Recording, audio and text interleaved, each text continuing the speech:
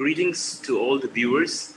Welcome to this special session on comparative aspects of Russian, US, and Chinese public diplomacy in Central Asia on 3rd July 2020, presented by Tillotoma Foundation.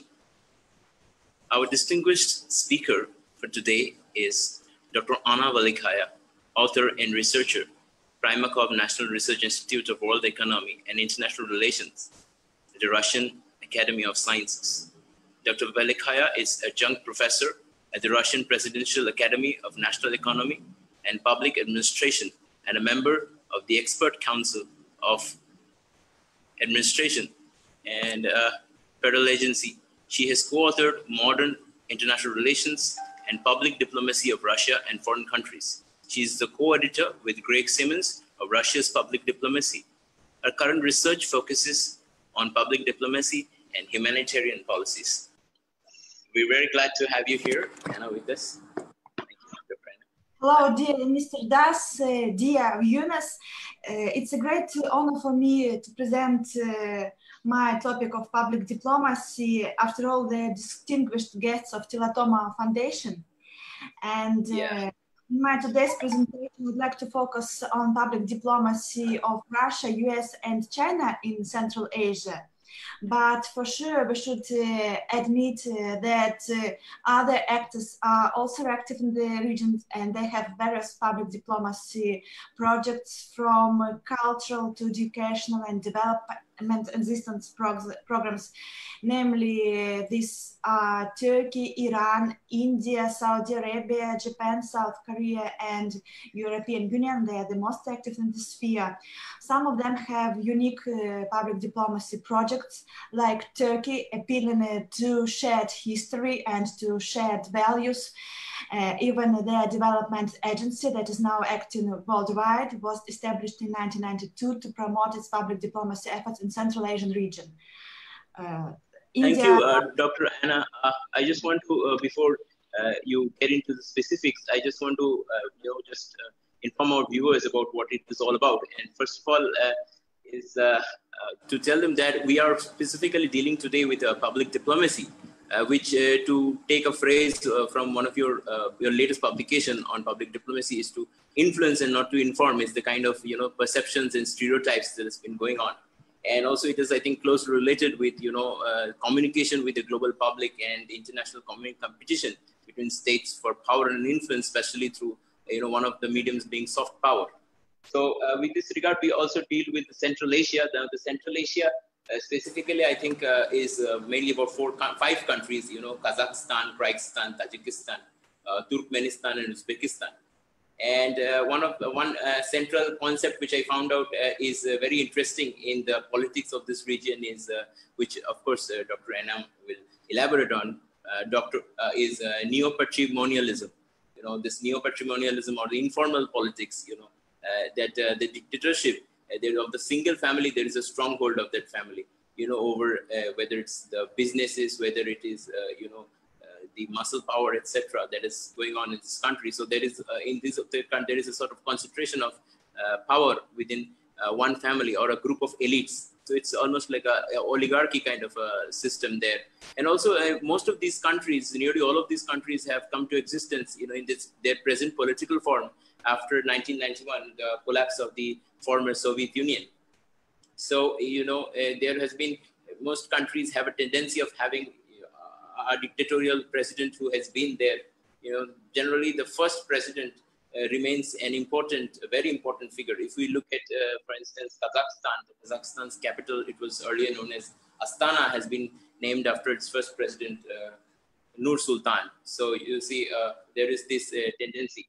I think the Central Asia also has great strategic importance. During the Afghanistan war, United States and its allies, the NATO, they used, for their northern distribution network, NDN, they used the Central Asian areas. I think as for the international parties working there, 2 important, concerns for them is, of course, corruption, the deep corruption within the system, and also to build neutral judicial system, because the judicial systems, there's been a tendency in this region to use these judicial systems to the advantage of the ruling power, and to punish whoever is not following the states or the power, the incumbent regime's dictum. So there are false cases, concocted cases being slapped on opponents. And what we have also seen is that there is rampant corruption, and international state actors have tried to work, but what often have the money sent for anti-corruption activities or to build neutral organization, neutral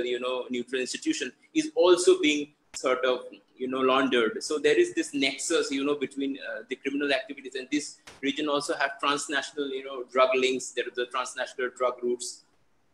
There is a organized crime, and these has deep relations with the power, those who are in power. And there is, of course, as I earlier was saying, there's sort of a patron-client relationship between the sort of those who are in power and those who are in, the various other local, local strongmen. So this kind of relationship makes it difficult. And I think the ordinary people, they are suffering. The ordinary people, they are suffering. One, that they don't have jobs, they have economic insecurity, and also the political repression that they face. So together, I think that is one problem. But because international community have to depend on the states as such, so the states of these countries, the 5 states, are in fact used as security partners for the major powers. And as you rightly said, that there are several important powers all around, whether it is Russia, there's Turkey, there's Iran, there's India, there's China. So many countries all around. And I think Shanghai Cooperation Organization have remained an important regional organization in this region. I think several workers also here in this region go to as migrant workers to Russia in search of work. And I think if you look at it, there is although these leaders apparently, there is this sort of a primitive kind of, sort of governance, and informal kind of governance that Western sort of models of political governance cannot comprehend, because it's quite different from that. It's a different sense of kind of governance where, someone's loyalty can be bought by money, basically. So, you can buy people's loyalty, the kind of, you have your local goons, etc., the support for and that's how I think the entire structure works. And I think, but in spite of that, the ruling incumbent elites have had good connections with the global financial networks. They have offshore, financial accounts. So money laundering, this whole narco money, this whole drug money from the illegal drug trade is being trafficked out of the country to offshore locations. So I think these have been some of the important aspects of the Central Asian scenario. But I think Central Asian is an important aspect, an important area of great strategic interest, and it is at the heart of Asia, literally. And so I think Dr. Anna will throw light on this. And I think together, coupled with the institution of public diplomacy, the idea of public diplomacy, and in today's world where, every news, even, and particularly when there are, competing versions of the same news, you are very perplexed as audiences, because both parties, both sides of a conflict try to convince you. Say even pictures, even pictorial representations have a great significance, great political significance when they're aired. And I think Dr. Anna's work on this, on public diplomacy, has been very interesting, where she finds out, and in her today's presentation also, major powers like Russia, China, and United States, how they look at each other. And particularly in her book, she has shown how the West looks at Russia, the new Russia, and this so-called perceived new Cold War. And I hope she will throw light on them. Thank you. Privet, Dr. Anna, you can begin. Добрый день, namaste. And maybe we could proceed to presentation if it's possible. Yeah, sure. I'll get you to the presentation.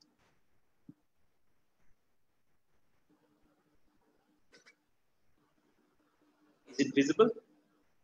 Not yet.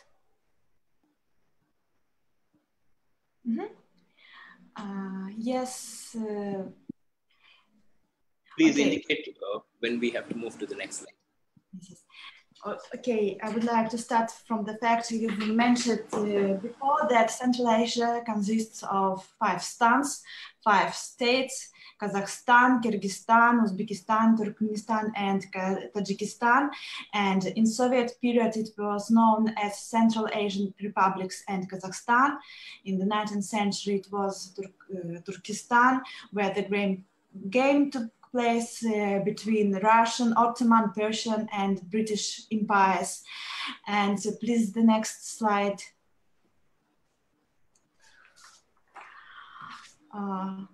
Thanks a lot. And in the medieval period, it was the land of top thinkers, Biruni, Al-Ghazali, Ibn Sina, Nizam al-Mulk, were all living in these countries. And please, next slide.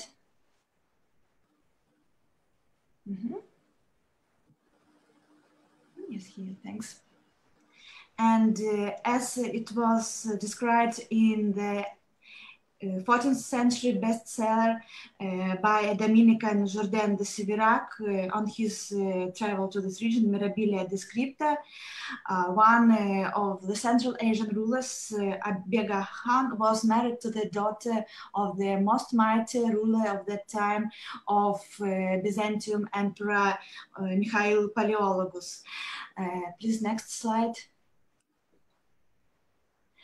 And also, as it was revealed by the book of Spanish Ambassador de Clavijo on his embassy to Tamerlan, it was a flourishing empire, and Europe was underdeveloped in comparison with Central Asia. So in the medieval period, it was the region influencing the whole world, and it was the cornucopia of knowledge due to its top thinkers and philosophers. Next slide, please.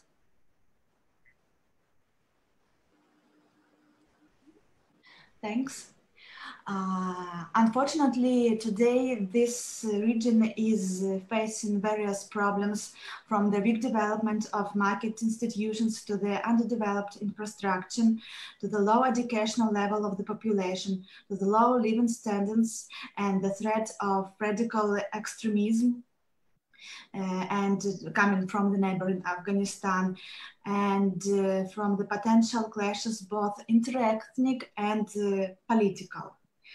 At the same time, these countries demonstrate multi-vector diplomacy and brand themselves as platforms for negotiations, like it was with Astana, Nur-Sultan, Syria peace talk process, or with the Turkmenistan UN Regional Center for Preventive Diplomacy.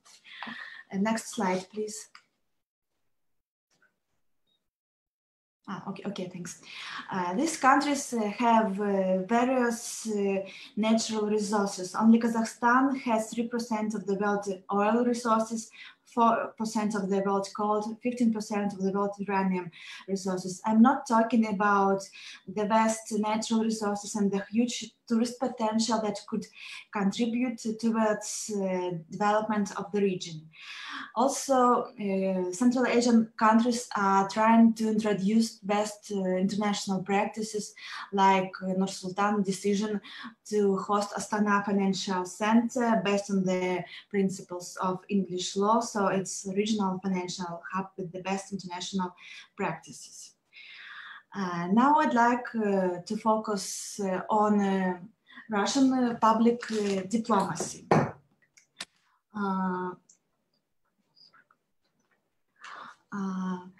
In Russia, public diplomacy is viewed as engaging foreign target audiences by fostering cooperation in political, economic, and cultural spheres. This is done with the purpose of promoting the national interests. In Russia, public diplomacy does not include country component, so it's aimed at only engagement. International broadcasting is not part of the Russian public diplomacy system, unlike other states. And in Russia, citizen diplomacy also differs from public diplomacy, as far as we see citizen or people diplomacy as aimed at grassroots initiatives, while public diplomacy is closer to the goals of official diplomacy.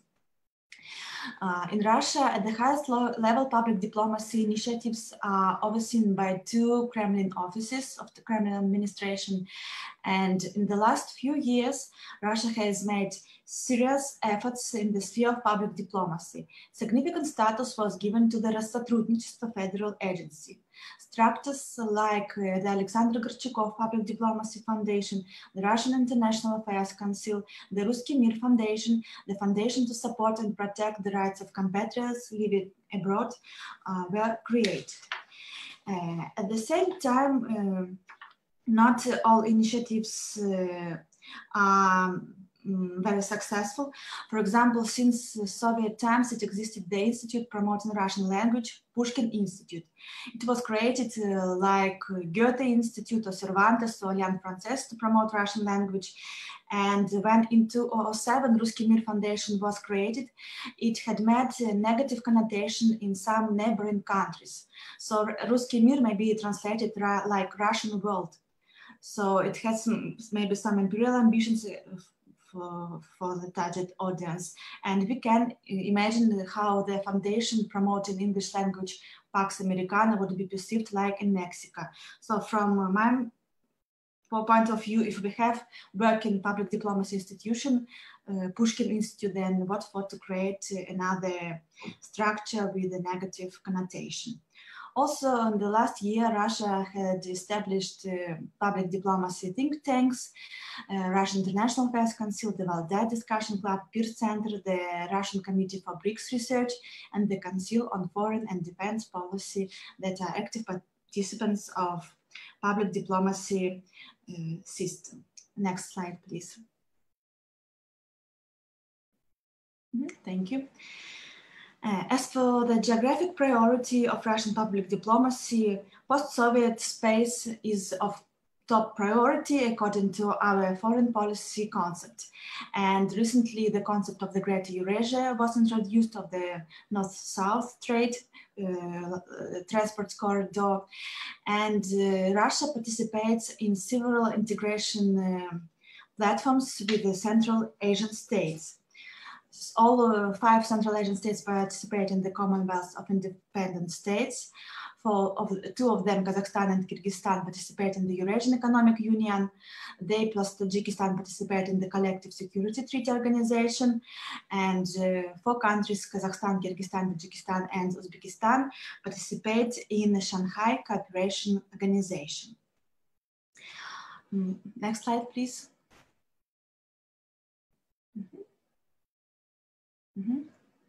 Next.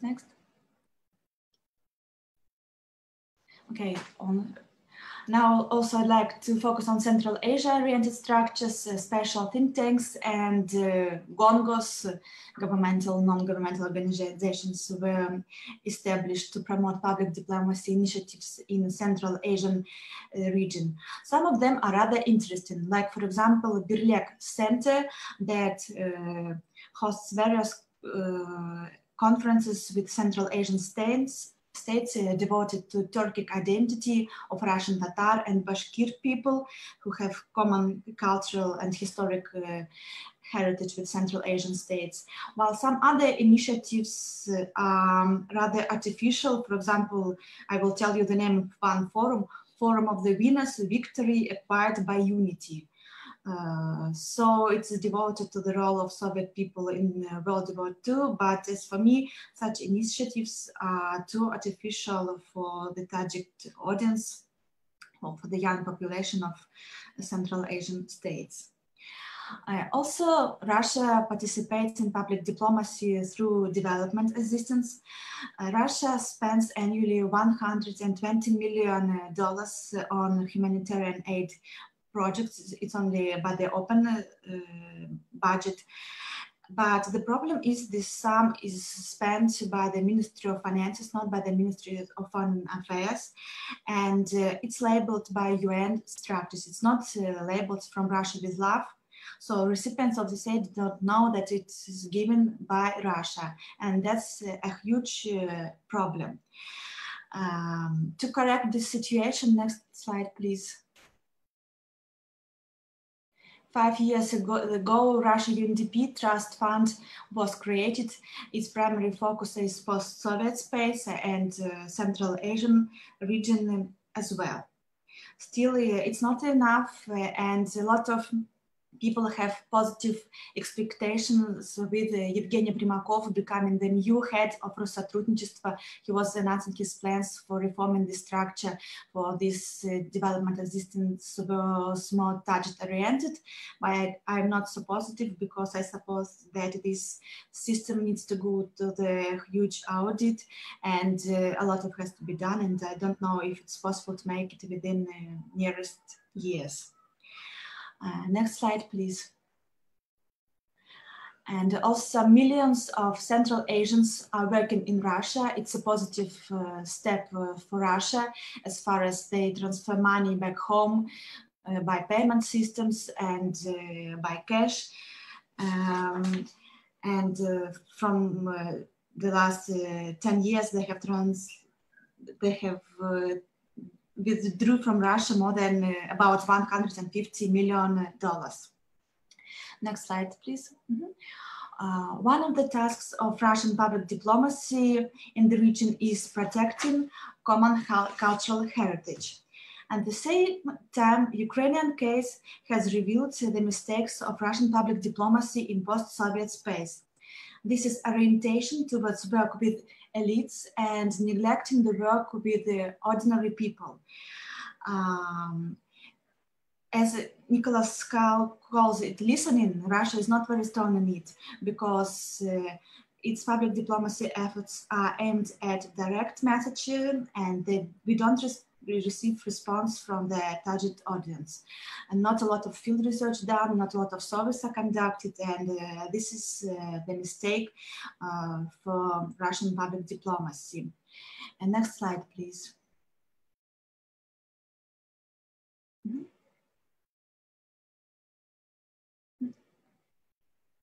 Mr. Das, could you a little bit down?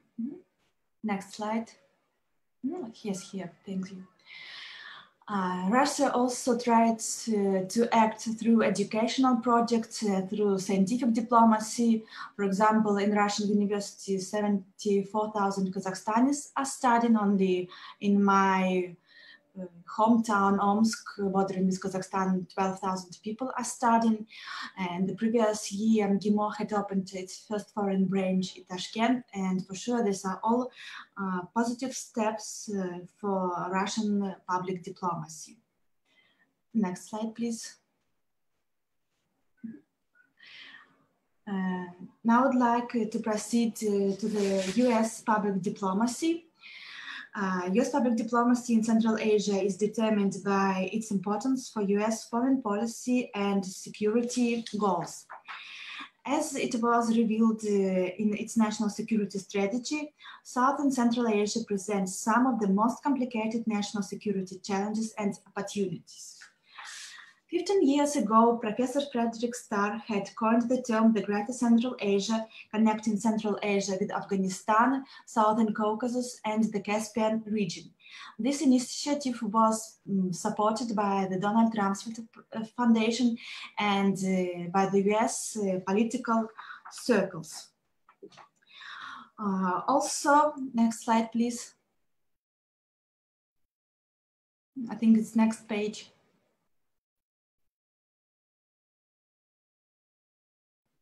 Could we proceed to the next slide, please?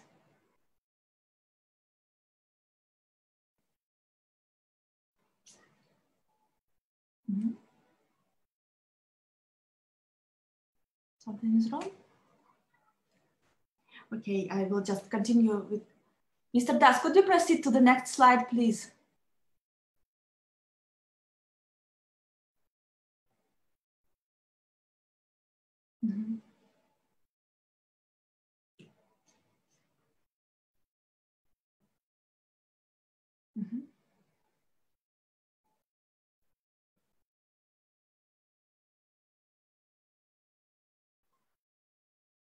Okay, we have some technical problem. I'm sorry, I suppose now we'll proceed to the demonstration on the screen after a minute.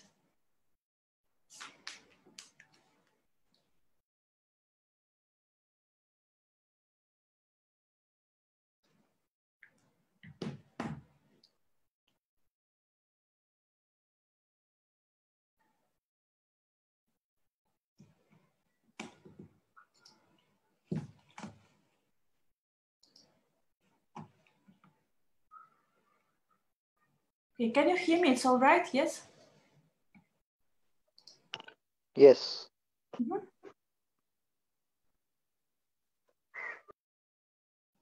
We are waiting for the demonstration on the screen, yes?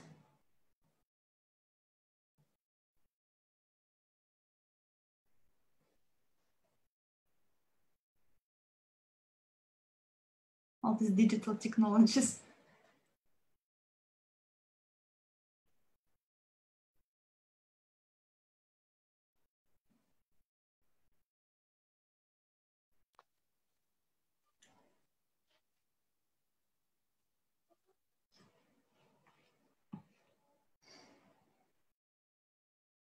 Okay.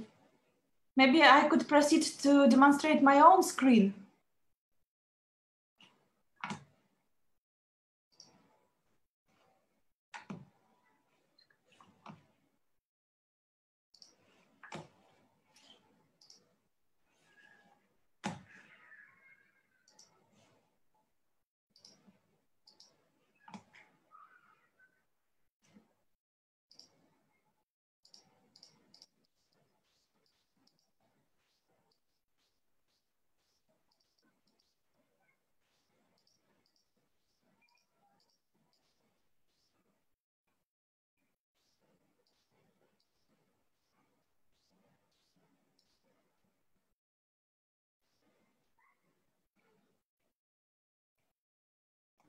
Dr. Velikaya, can you see the slides now?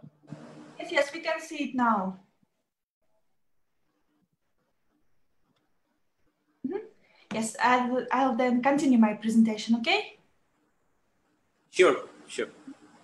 I've seen that even in UN headquarters, something like that happens from time to time. Okay, and also the US about 10 years ago had introduced the new Silk Road Initiative by the State Department. It was aimed at connecting Afghanistan with the region, and it was including people-to-people diplomacy component. Could you please show it, I think, in the start of the next page? Mm-hmm. Below. Mm-hmm. So here we can see business and people-to-people. So this, the new Silk Road project also includes people-to-people public diplomacy component. Next slide, please. But it's worth mentioning that the project of the new Silk Road was proposed at first at the Heritage Foundation article in 1997, and it was also underlining the importance of the battle for hearts and minds of the regional audience. And so if China had proposed the new Silk Road project in 2013 at Nazarbayev University, the Americans had done it 16 years before. And we should note it. But talking about President Trump's administration priorities in the region, we should be honest to say that he does not have clear strategy for the region. The posts of ambassadors to the key countries of the region, Kazakhstan and Uzbekistan, were vacant for 3 years. And only in this year, the US strategy for Central Asia was adopted, providing, just introducing general terms about providing independence and sovereignty of the states. Now, the United States act in the region through C5+1 format created by Obama administration in 2015. This format includes 3 levels of consultations: interministerial, working groups, and expert meetings. As for experts from the US side, they can participate US diplomats, employees of USAID, and US business. So these are active participants of the US public diplomacy system. So C5+1 project is the main format of US involvement of the region. Yes, the next page, please.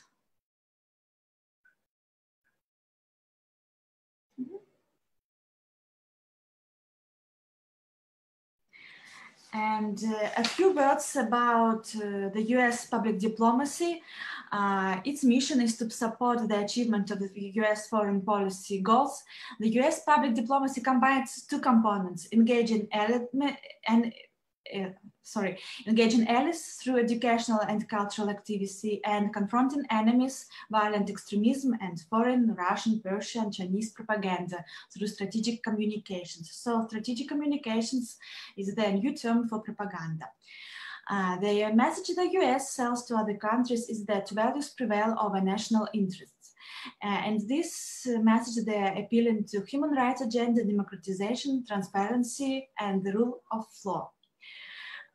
Next slide, please, about US education.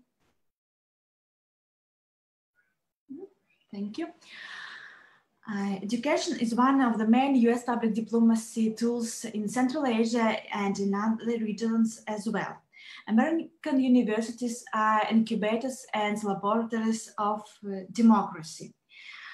The USA has three main universities in the region. The leading one is the American University of Central Asia, AUSA, that is not subordinated to the Kyrgyzstan Ministry of Education.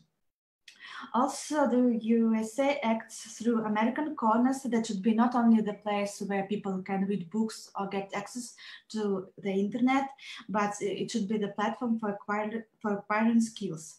Also, they are using various educational and exchange projects through Education USA programs. Next slide, please. And below, and next page, please. It's just photo of the American corner of Gumilyov Eurasian National University. And also in promoting its educational system in Central Asia, Americans are very active in working with its postgraduates. They are very active in networking and alumni, and people now responsible for receiving aid for the NGOs from USAID and other US governmental or semi-governmental structures are all alumni of US exchange programs. Next slide, please.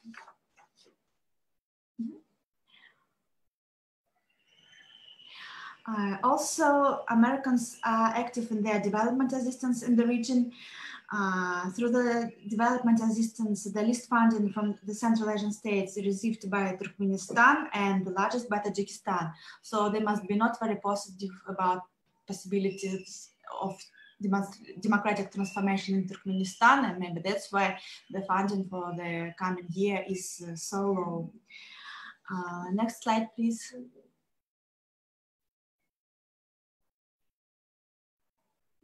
Economic projects. As for economic projects, about 20 years ago, it was a huge scandal of the misuse of more than $100 million by the US Central Asian Enterprise Fund, and it was rebranded to the mentioned above US Central Asian Educational Foundation. US acts in the economic sphere through trade and investment framework agreement with the Central Asian states. US Chamber of Commerce hosts various events and conferences. For example, with the support of the industrial giants, General Electric, Caterpillar, Pfizer, it was the meeting of the US Chamber of Commerce Vice President with Rob Schroeder, with 5 ministers of foreign affairs of the region. So US business is active in promoting US business and public diplomacy. Next page, please.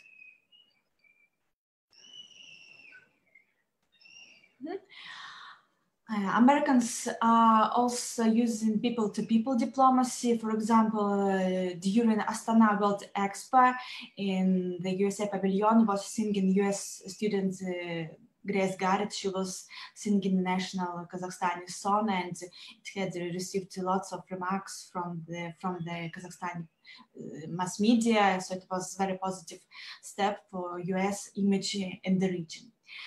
At the same time, target audience of the US public diplomacy can be divided into two segments. These are leaders who are capable of democratic transformations in Central Asia and well-educated youth who don't have lots of possibilities for self-realization. So, Mr. Das, these are the problems you've mentioned about corruption, about the impossibility of self-realization, and public diplomacy systems of other states are trying to use it while promoting their own agenda and using it as a possible political power who could come to replace their existing political elites.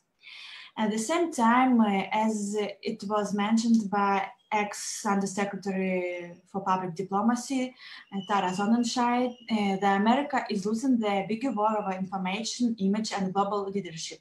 Americans think that since dismantling the US Information Agency in 1990s, it was like unilateral disarmament, and that US public diplomacy is still weak in comparison with the Cold War period. But as we could have seen from the above mentioned initiatives, they are rather active in Central Asia as well as in other regions. Now we are proceeding towards Chinese public diplomacy in Central Asia. Next slide, please.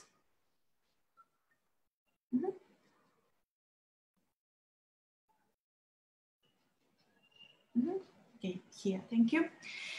China has invested heavily in energy and connectivity projects in the region. Its public diplomacy initiatives are different from the West. They are trying to teach Chinese language through Confucius institutions. They are celebrating holidays and hosting tea ceremonies. During Xi Jinping, various think tanks were launched. At the same time, the problem of Chinese public diplomacy, the focus on government-to-government relations. So all people know that all these efforts are coordinated by the Central Committee of Communist Party.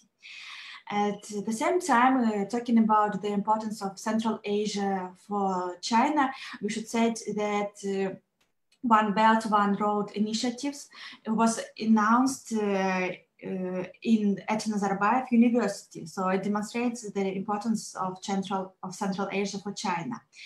And as the US scholar Marlene Laurel notes, the Belt and Road Initiative offers a new manifestation of China's soft power, of its peaceful and multilateral rise. Chinese diplomats are very strong in demonstrating empathy towards their target audience. For example, on the slide, we can see the kit, medical kit they had provided to their partners, local experts of Central Asian states during COVID pandemic times. I've seen it on the Facebook of my friend. And the Chinese culture and educational system are attractive to young people all over the world, as well as in Central Asia. At the same time, the problem for Chinese public diplomacy projects is low involvement of their alumni in various postgraduate programs and the lack of integration and interaction between their graduates. It's the fact mentioned by the Kazakhstan scholar Gauhar Nurshah. Next slide, please. And also, Chinese public diplomacy in the region suffers from the fact of detention of ethnic Uyghurs, Kazakhs, and Kyrgyz by the Chinese security forces in the re-education camps. So it's the fact rather negative for Chinese public diplomacy in the region. And China is a bordering country for Central Asian states, and to some extent for extra-regional powers like South Korea, Japan, the United States, sometimes it's easier to act in the sphere of public diplomacy because there are not such fears against the possible policies of the states conducting their public diplomacies. Next slide, please.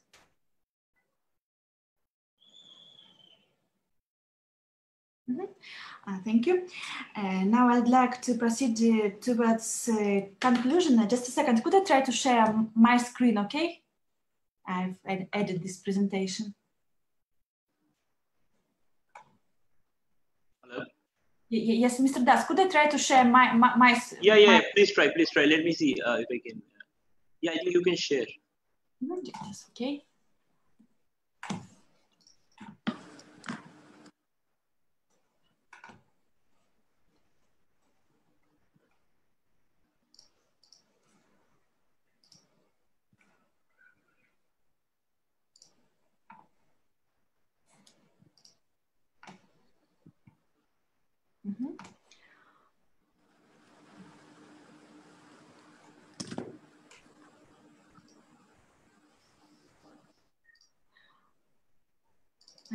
I would like, in the conclusion, I'd like to say that there are lots of talented international relations scholars and practitioners in the region.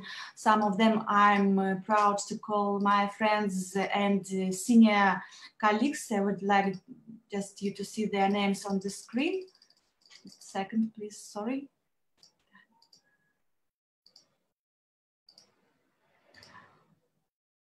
So these are the names of the talented international relations scholar, and for sure there are much more, but these are some of them.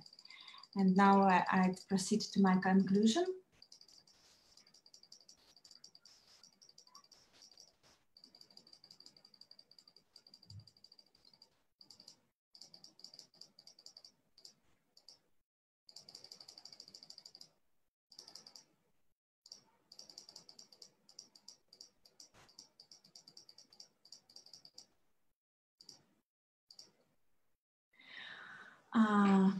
In the sphere of public diplomacy, we are witnessing competition of infrastructural projects in the region.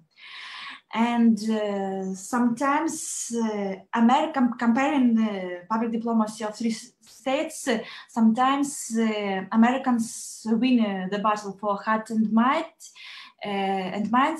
For example, if we see Facebook pages of the US Embassy during Nowruz spring holiday, the US Embassy had recorded music clip, while some Russian embassies did not congratulate their hosting countries at all, or they had congratulated it only in Russian, not at local languages. Not all, but some of Central Asian Russian embassies. Or, for example, if we look at the pages of Russian and US embassies during opening World Expo in Astana, Russian embassy was congratulating national bodyguards with their professional holiday, and it was the news updated only 3 weeks ago before, or 3 weeks before the Astana Expo, while Americans were updating their page every minute that the Chamber of Commerce delegation has arrived, that some US students have arrived. So, and in digital approach, sometimes they are more proactive.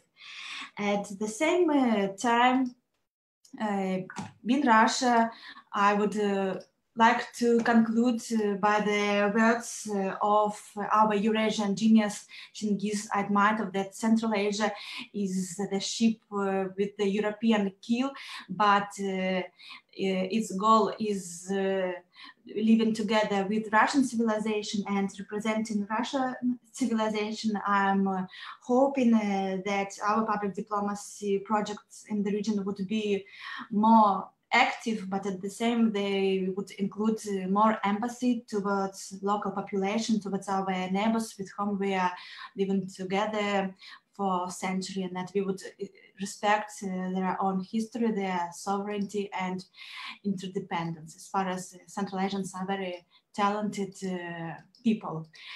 And I would like to thank Tillotoma Foundation and our viewers. Danyavad, спасибо.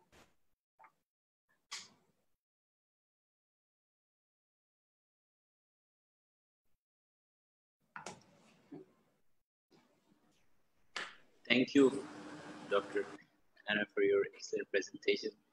and it was you covered a lot of aspects of the public diplomacy, as well as Central Asian cultural aspects, the historical aspects as well. So we can take questions at the moment. So if you have questions, please indicate to us and we can come to you.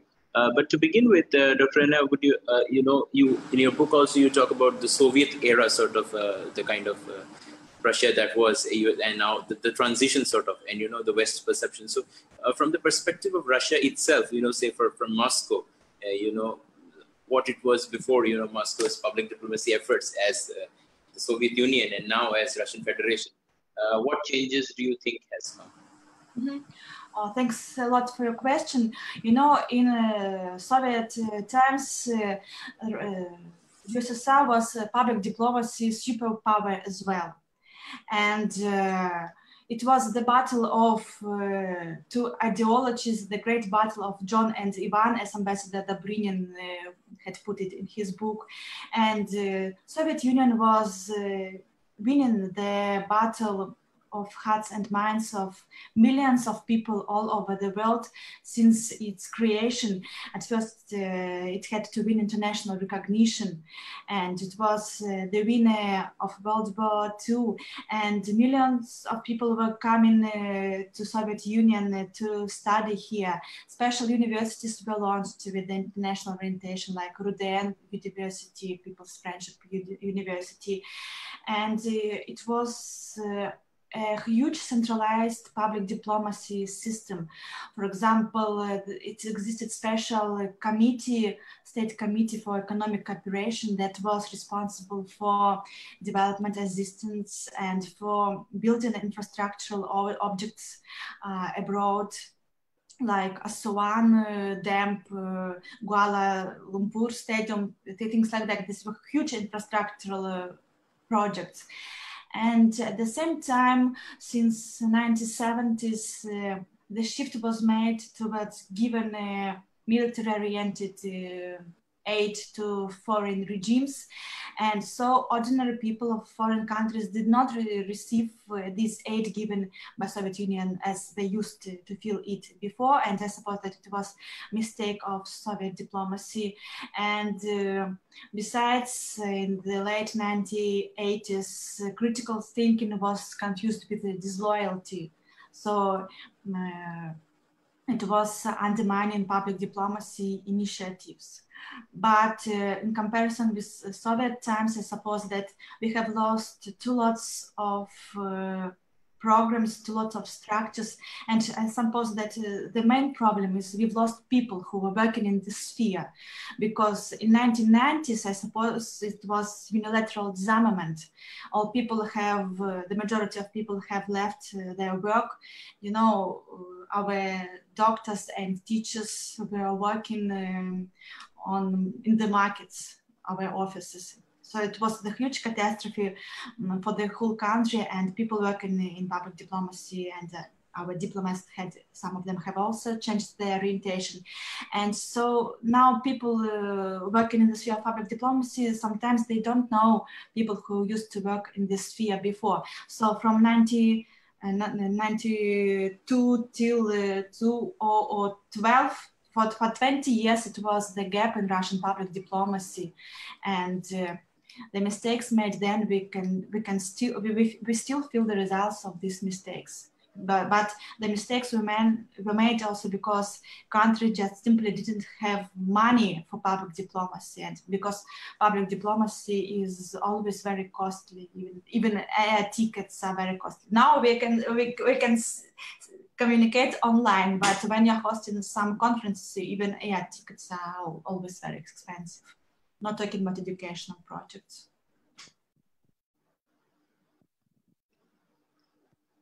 Thank you so much.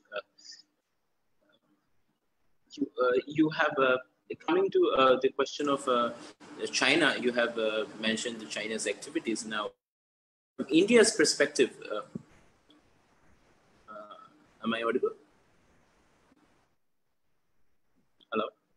Yes, I can hear you. Can you hear me? Okay. My internet connection is a bit slow. Anyway, I just wanted to ask, so from the perspective of India, we feel that, India has, a sort of soft power advantage over China when it comes to, the soft power projection kind of thing. So do you think, and also the China sort of, even today, the Indian Prime Minister has made a statement that, obviously referring to China, to China's imperialist, sort of designs that it does in the Asia sort of. So, how does, sort of imperialistic activities, when it's expansionist activities, go hand in hand with soft power? Because you see, soft power is also, as we understand, is from a country like India's perspective, soft power is so much about cultural aspects, like movies, songs, etc. Whether it is even International Yoga Day that has been declared by India, by India's efforts by the United Nations on June 21st. So all of these things that are going on. So how does that happen? And sort of there are also in Indian cities, we also see, if you look at the French sort of Alliance Française, the British Council, the American centers, these have also been used by the Western powers to sort of proliferate their ideas, in the third world countries, kind of, and the developing nations, etc., in Africa, in Asia, in Latin America.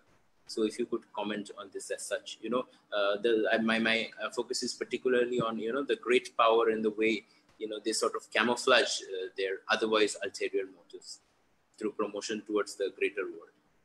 Mm-hmm. Thanks a lot. Yes, I would agree that from my personal point of view, India has a very positive image in Central Asian region, and through its Connect Central Asia strategy, it promotes its national interests in Central Asian states according to public diplomacy initiatives. And also India has launched cultural and educational projects aimed at the heritage of Alexander the Great, common shared values of Tamerlan, of Babur, and it's all very positive for the image of Indian image in the region. And just my personal view that I know that some Turkmenistani who have had friends of my family who have had the possibility to come for medical services to Russia, now they're coming not to Russia but to India. So for them, India is the high-tech power, having now best medicine from the neighboring region. But as for public diplomacy and soft power, it's always interconnected with foreign policy goals and with national interests. And even as Professor Nicholas Kahl points it, even although public diplomacy was coined as the term to replace propaganda, but powers who are very strong, who are great powers, sometimes in implementing their public diplomacy, they forget about this engagement track, and they are using more like smart power, like hand in hand with hard power, and sometimes their initiatives seem to be not like public diplomacy, but more like propaganda. I would agree here. Thank you, Doctor. We have a question from participant. It says, it thanks you for your presentation, and that Central Asia is a place of interest of many actors, including the United States, Russia, and China. So in your presentation, you have highlighted the key vectors of these areas in the field of public diplomacy. But the participant asks if there is any conflict of interest or competition between the United States, China, and Russian public diplomacy agendas when it comes to Central Asia. Mm-hmm.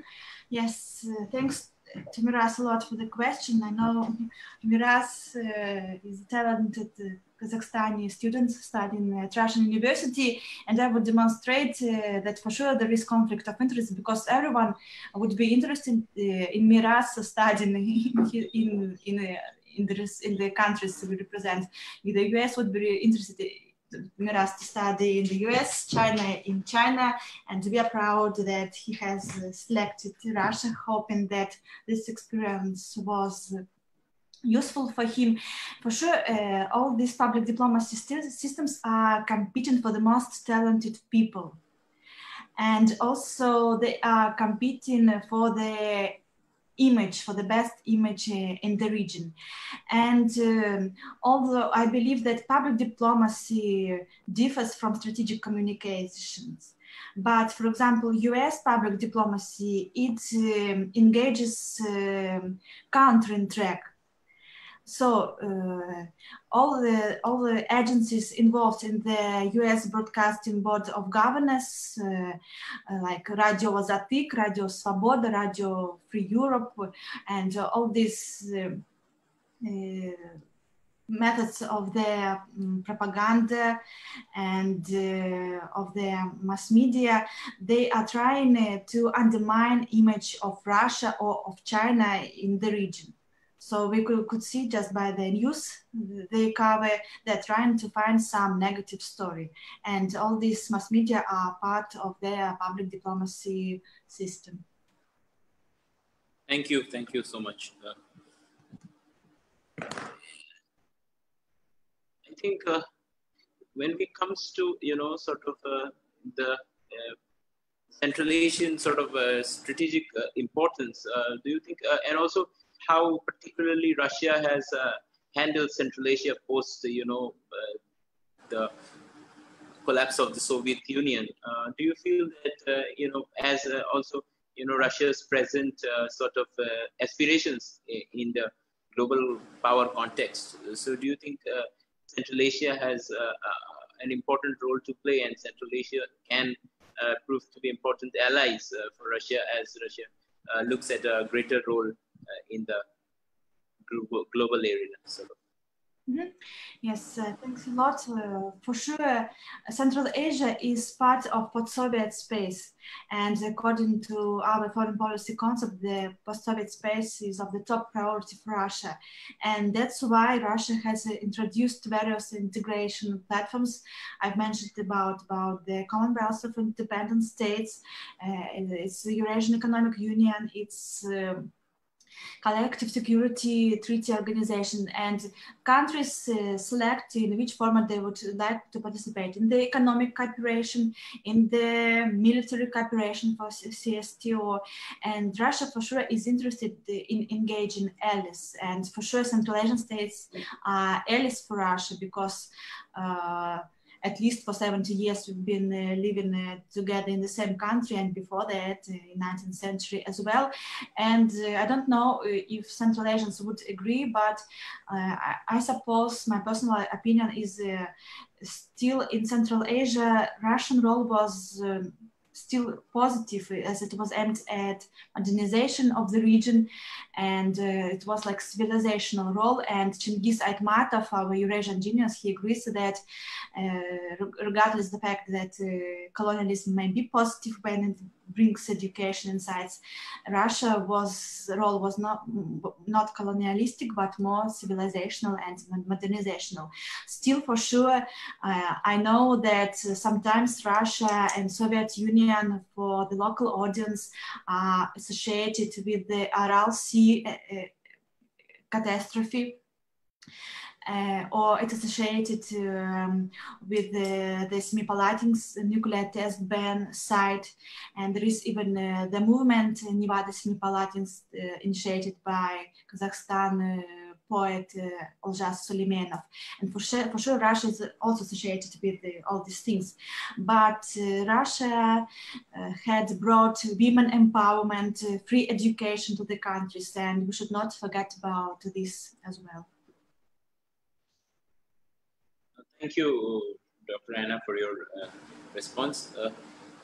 Looking at sort of your public diplomacy and the various levels of diplomacy that you're looking at, I want to sort of point you out to the kind of diplomacy that worked out during the Syrian crisis. In the United Nations Security Council, if you look at it, between Iran and China, sort of with the Russia coming in, and in certain resolution, this sort of coalition proved crucial, to countering the United States and its allies. So you think Russia is looking for recently Russia has been I think helping China with some sort of defensive radar technology. So Russia's sort of coalitions with important sort of non-Western powers and this non-Western coalition that Russia builds through diplomacy. So you think what are how are the diplomatic devices working? And also we have had have a perception that Russia's foreign minister Sergei Lavrov is he's a very able diplomat, sort of. It is often quoted in media that he's a very able diplomat. So you see in the Russian foreign policy, for instance, more than any personality cult as such, or such the charismatic personality is more like very shrewd diplomacy that is at work, that is often felt by observers who are looking at it from a distance. Your comments? Okay, thanks a lot. So the question is. The question is specifically about how Russia's diplomatic activities are at work. What devices do you think are at work? The overall diplomatic strategy of Russia. Russia uses the whole branch of diplomatic instruments and mechanisms. As it was called in the Soviet times, our target audience is the whole progressive humanity. So now Russia also cooperates with all the countries who have their own foreign policy agenda, who believe that all nations have their own way of developing international relations, and all nations counter on a legalistic, moralistic approach to foreign policy. And we believe that there are various partners in different countries. Russia had launched BRICS initiative, not launched, but actively participates in BRICS initiatives. And also we've launched the Great Eurasia Strategy, and Russia has serious ties in various corners of the globe, from Latin America to South Asia, and we have key partners in various parts of the world.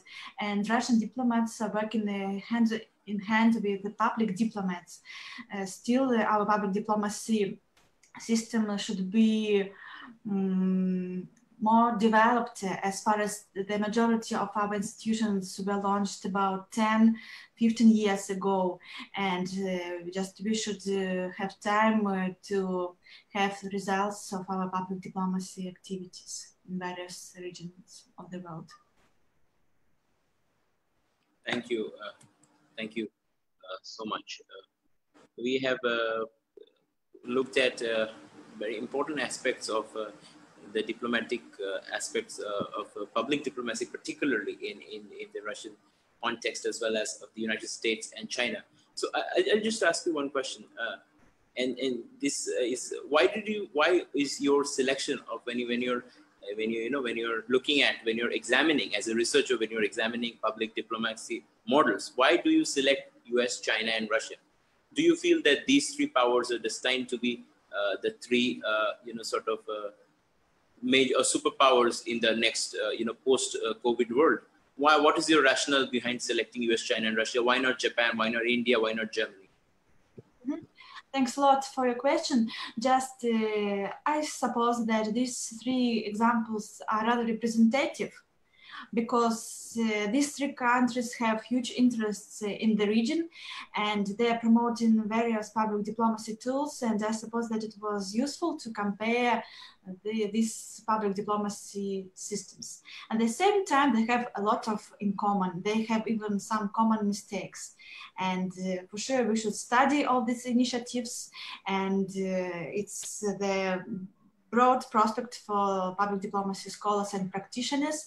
And I suppose that I should say that Central Asian region is rather understudied, and it's the region of the huge importance in the coming years due to even north-south and east-west trade routes, due to the border in Afghanistan, and due to the huge involvement of various powers in the region, but hoping that these countries will propose their own active foreign policy agenda as well, and hoping that public diplomacy of Central Asian states will also develop, because there are maybe not a lot of public diplomacy institutes of these Central Asian states, while as we have seen, they have tremendous public diplomacy potential due to its talented population and due to its heritage.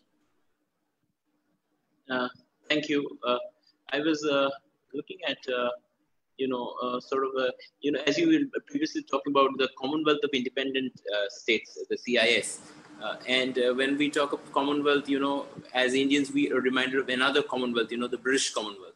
So you see, there are these two Commonwealths, and in any typical IR textbook, one sentence is there that the Soviet Russia collapsed, and that what formed was the Russian Federation and a loosely held organization called Commonwealth of Independent States, and there's no elaboration on that. So we hear so little about Commonwealth of Independent States, from India and elsewhere.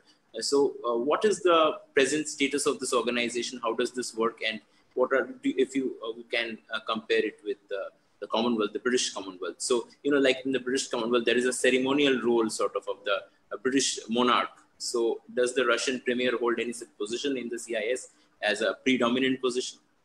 If you could elaborate on that. Thanks a lot. The difference is this is the union of independent states, and we all have equal positions and we have rotations. And what I'd like to focus on is, from my point of view, we had to be more active on proposing humanitarian agenda of the CIS states. In Russia and post-Soviet countries, the word humanitarian is maybe synonymous to public diplomacy. So we can see by it cooperation in the sphere of education, arts, science, tourism, mass communications, and a lot of initiatives were done in the sphere. Special structures and bureaucratic institutions were established. And I suppose that CIS is still a very important platform for cooperation. Still, it has a lot of limitations, and not countries are ready for closer cooperation in the CIS format, and that's why they were established various formats for cooperation, like Eurasian Economic Union or Collective Security Treaty Organization. For Eurasian Economic Union, it's aimed at fostering economic cooperation. As for CSTO, it's security cooperation. So CIS, it includes more general cooperation, political meetings, humanitarian cooperation, while for economic and military cooperation, special platforms were established. Thank you. Thank you so much.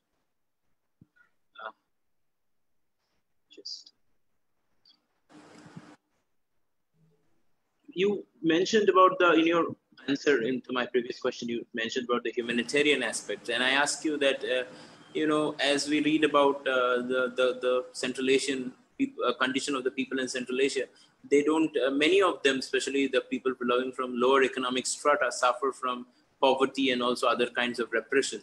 So as a major power, I mean, if you compare with the United States, whatever the ulterior motives may be, with their democratic peace theory and such things, they can go on everywhere spreading the word of democracy. But apparently, where they talk about, the condition of the population, So in Central Asia, there have been, dictatorial-like figures, who have held, sort of rigged elections and who have been in power. What role does a powerful country like Russia exert on this on these countries, to sort of transition towards democracy? Like Russia is, there are elections in Russia, so these countries also, after the communist phase from the 1991, now as they're moving to this democratic phase, how they can effectively have a proper multi-party democracy. If you could comment on that. I mean, the humanitarian commitments of Russian Federation, that is specifically I'm focusing on. Thanks a lot. Yes, the US divides these target audience as movers and shakers, people who are capable of democratic transformations in the region. But my personal point of view is that Russia makes, I don't know, mistakes or not mistakes, but Russia demonstrates a huge respect for sovereignty of its partners. And we suppose that talking about democracy of our partners is something that we should not be doing. And we suppose that, for example, inviting here for the conferences people who can be seen as future opposition, who can be seen political leaders in 5 time periods, it's interference in the internal affairs of our partner states.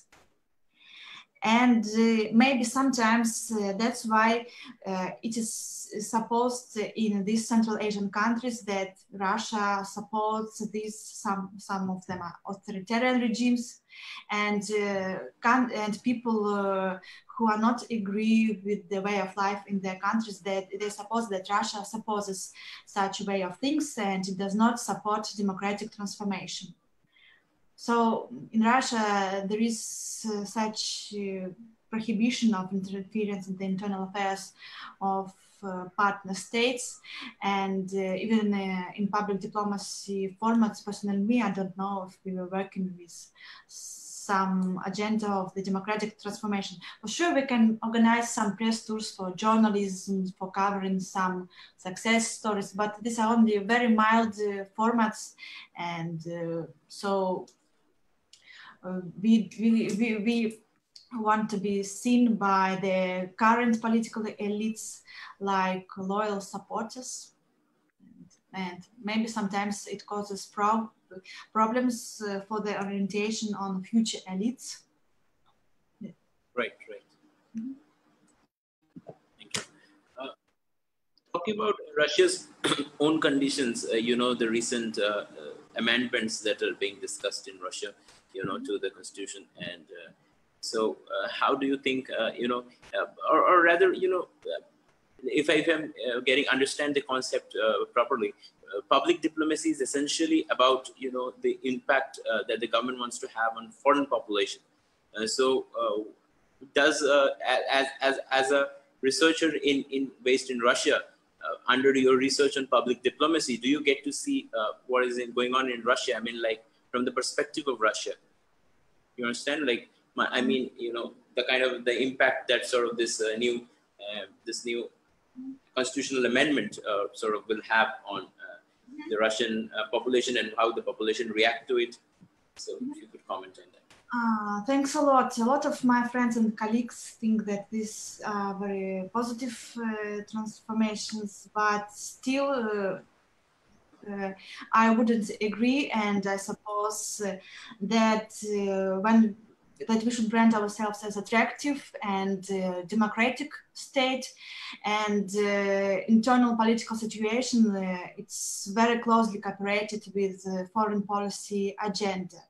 For example, if you look at the US, beheading statues of Columbus, yes, of the, or maybe even soon of the founding fathers, it does not act attractiveness to the country, to the positive image, and to country's public diplomacy. So domestic policy is very closely correlated with the external one, with foreign policy.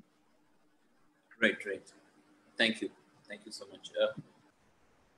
Regarding the sort of the kind of cultural values that you the historical values that you try to underline in sort of the Central Asian countries, what sort of cultural sort of undercurrents do you find there in the Central Asian, given that there is, of course, this one part of the conflict is between the sort of secular kind of way of life and the Islamic way of life, and there is also the communism. And in certain countries, I was observing that the president himself sort of gave up the Russian kind of endings of names, and even banned it in 2017. I'm not sure which country, one of the countries. So like there is also a detest for the Soviet era kind of the way they fashioned themselves in the Russian way, they named themselves. There was a huge influence, of course, of the Russian culture on these places, and they're trying to get out of it. So if you could explain the sort of the cultural aspects of it, since you mentioned them in your presentation, sort of in a way. Mm-hmm. Thanks a lot. I suppose that our main asset in the region is Russian language. That is a kind of tool for these countries to be close to the world heritage of other civilizations as well. So through writing, through thinking and reading in Russian, for sure, no, in own language, people of Central Asia could participate actively in the civilizational things. But at the same time, I suppose that we could be more active in providing women empowerment prospects that are now on the agenda in Central Asia. For example, young girls are kidnapped and become brides not by their own will. And you know, in Muslim countries, if you are kidnapped and you are forced to become a wife, then your relatives, in the most cases, will think that then now that these things are done, that it has happened, you are forced to become wife. And 15, 16 years girls are kidnapped.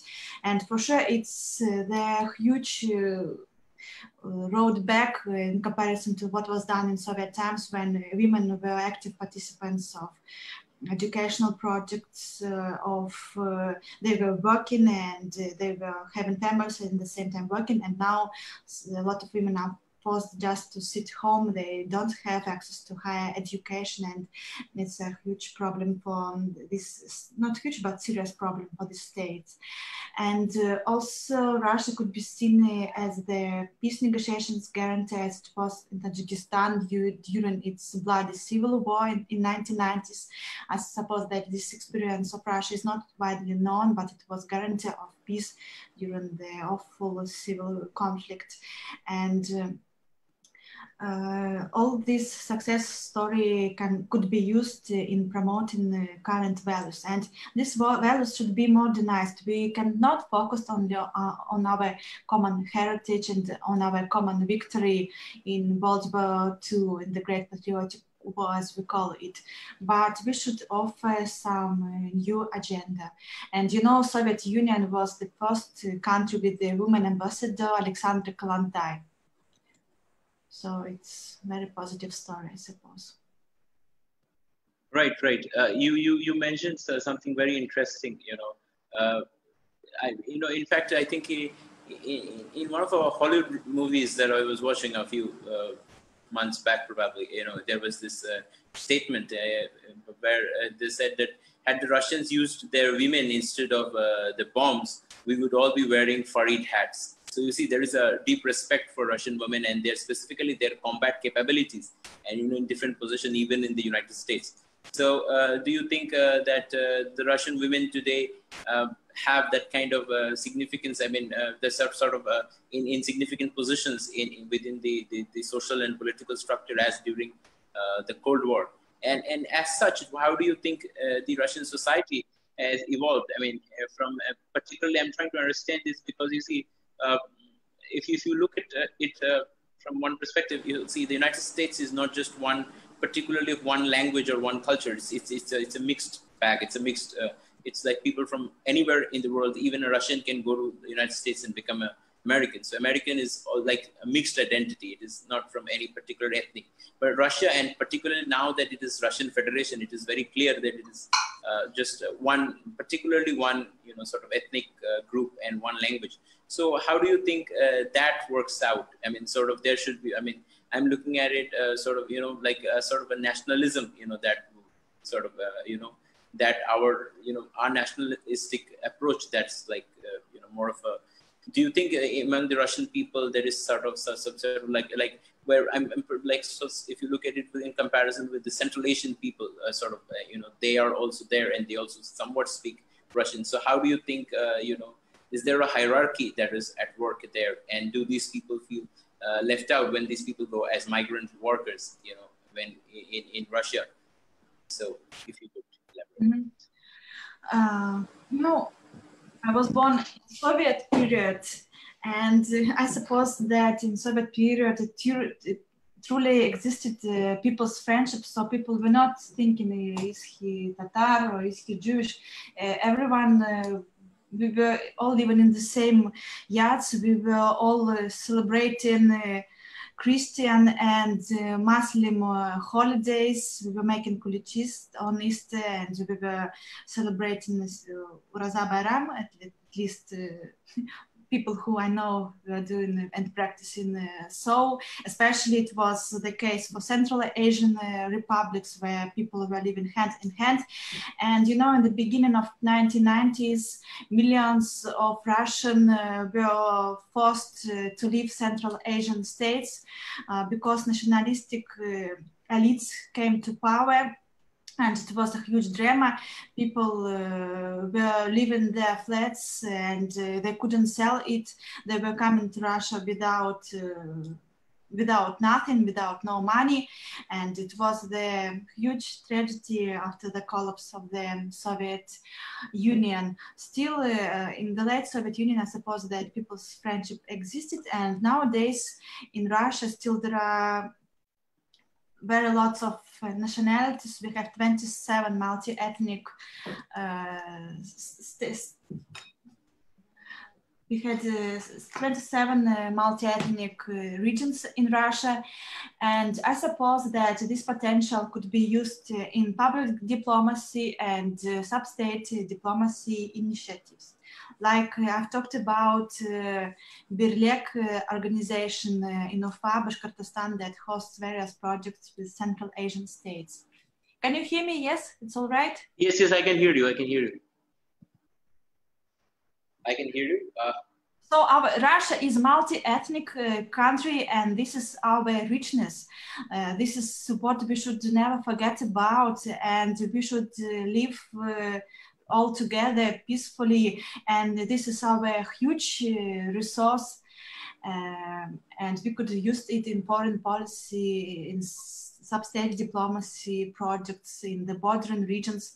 Like I've mentioned about, my home Omsk hosts 12,000 Kazakhstan students annually. So it's a huge potential, as well as we could develop nation branding, tourism-oriented projects as well. Right.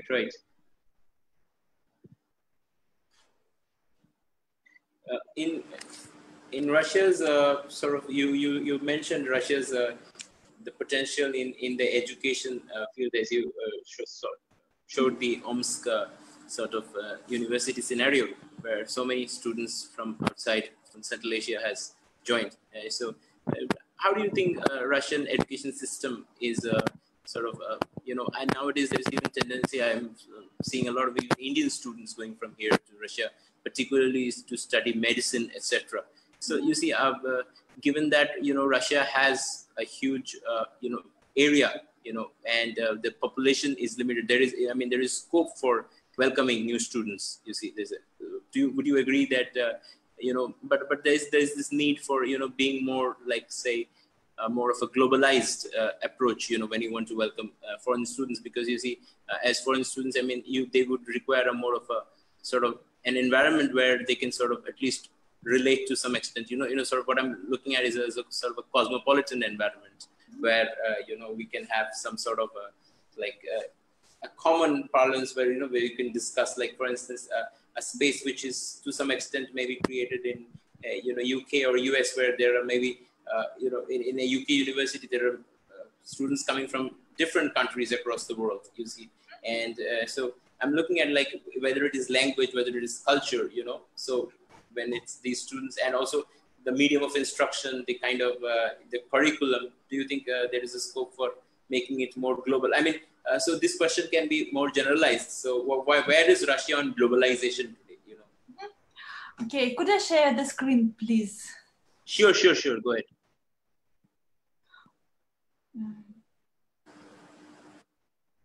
In fact, I think we may have missed a few slides because we were using the previous one. So you are free to, if you want to talk about those slides, please. Yes, can you now see Russia study? Yes. We can see. I'll use at the product placement, as this is the project of Rossотрудничество Federal Agency, and I'm a participant of its expert council. So Russia has launched several ago this Russia study project, and it has, the site is in several languages. You may see it in Hindi as well. And so it's for foreign students who'd like to study in Russia, and in several clicks, you could apply for various programs from bachelor, from the undergraduate studies to some summer courses and universities. So it's very convenient, and for sure Russia has huge potential in the sphere of education, but at the same time I should say that our humanitarian projects in Soviet times maybe were better presented than nowadays. And in Soviet period, Russia was spending about 5% of GDP on science, and now it spends only about 1% of GDP on science. At the same time, promoting, inviting foreigners to study in Russian university is part of our national program, and all Russian universities are struggling for foreign students. And I'm proud that my another second home city, Tomsk universities, host very lots of foreign students, and more foreigners are coming to Russian universities. At the same time, so you're right to mention that Indian students are coming, for example, for medicine, but we would like them also to come for journalism courses or for musical courses. So in the sphere of humanities, I think much more could be done, or in the sphere of international relations or government or jurisprudence. So we should focus on these projects as well.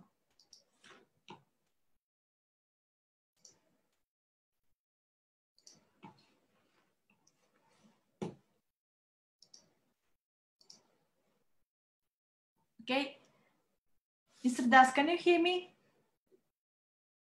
Hello, I was saying that, would you like to talk about those slides that we missed out because my version didn't have them? Would you like to talk about those slides? Just a second, I'll check.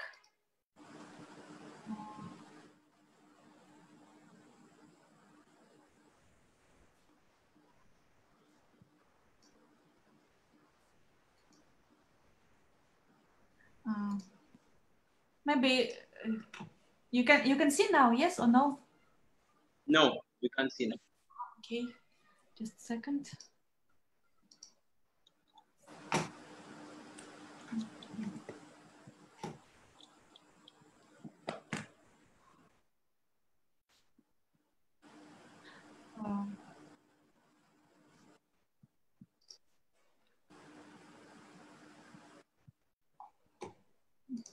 Yeah, we can see.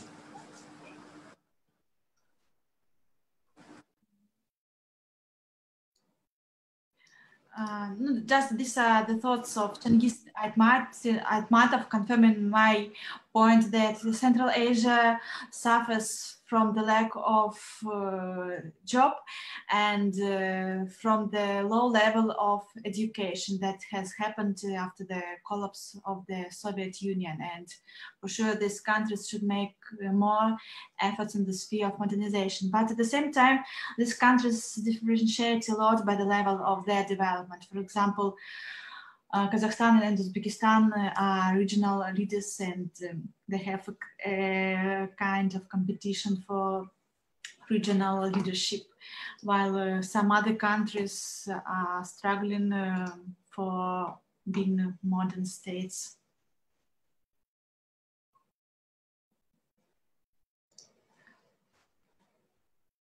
I will also check what we've missed.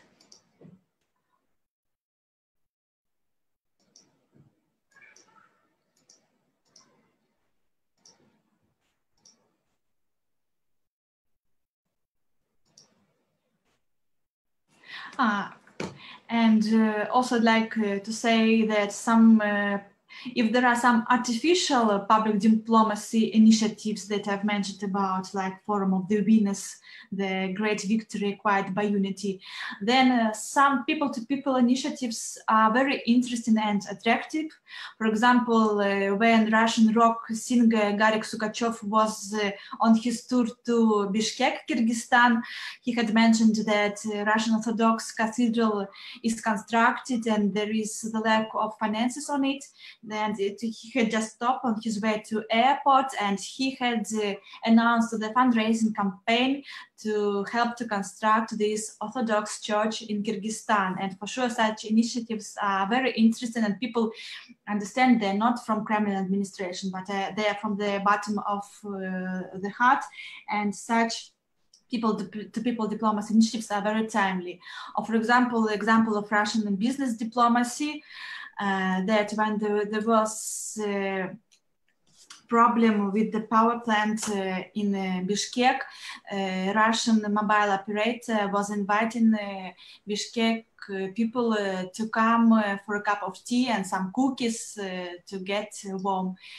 And also I've mentioned that during Olympic Games, all my Central Asian friends were fans of Russian national team, and it was very pleasant that regardless of all the problems that we are facing, still in sport diplomacy we are united. Are you showing this? Were you showing slides? We are still seeing the slide. I'm sorry, what? We are seeing the first slide that you showed. The slides, the slides are same. And now the same? Yeah, same. Oh, I just don't know what's wrong. A second, I'll try it again.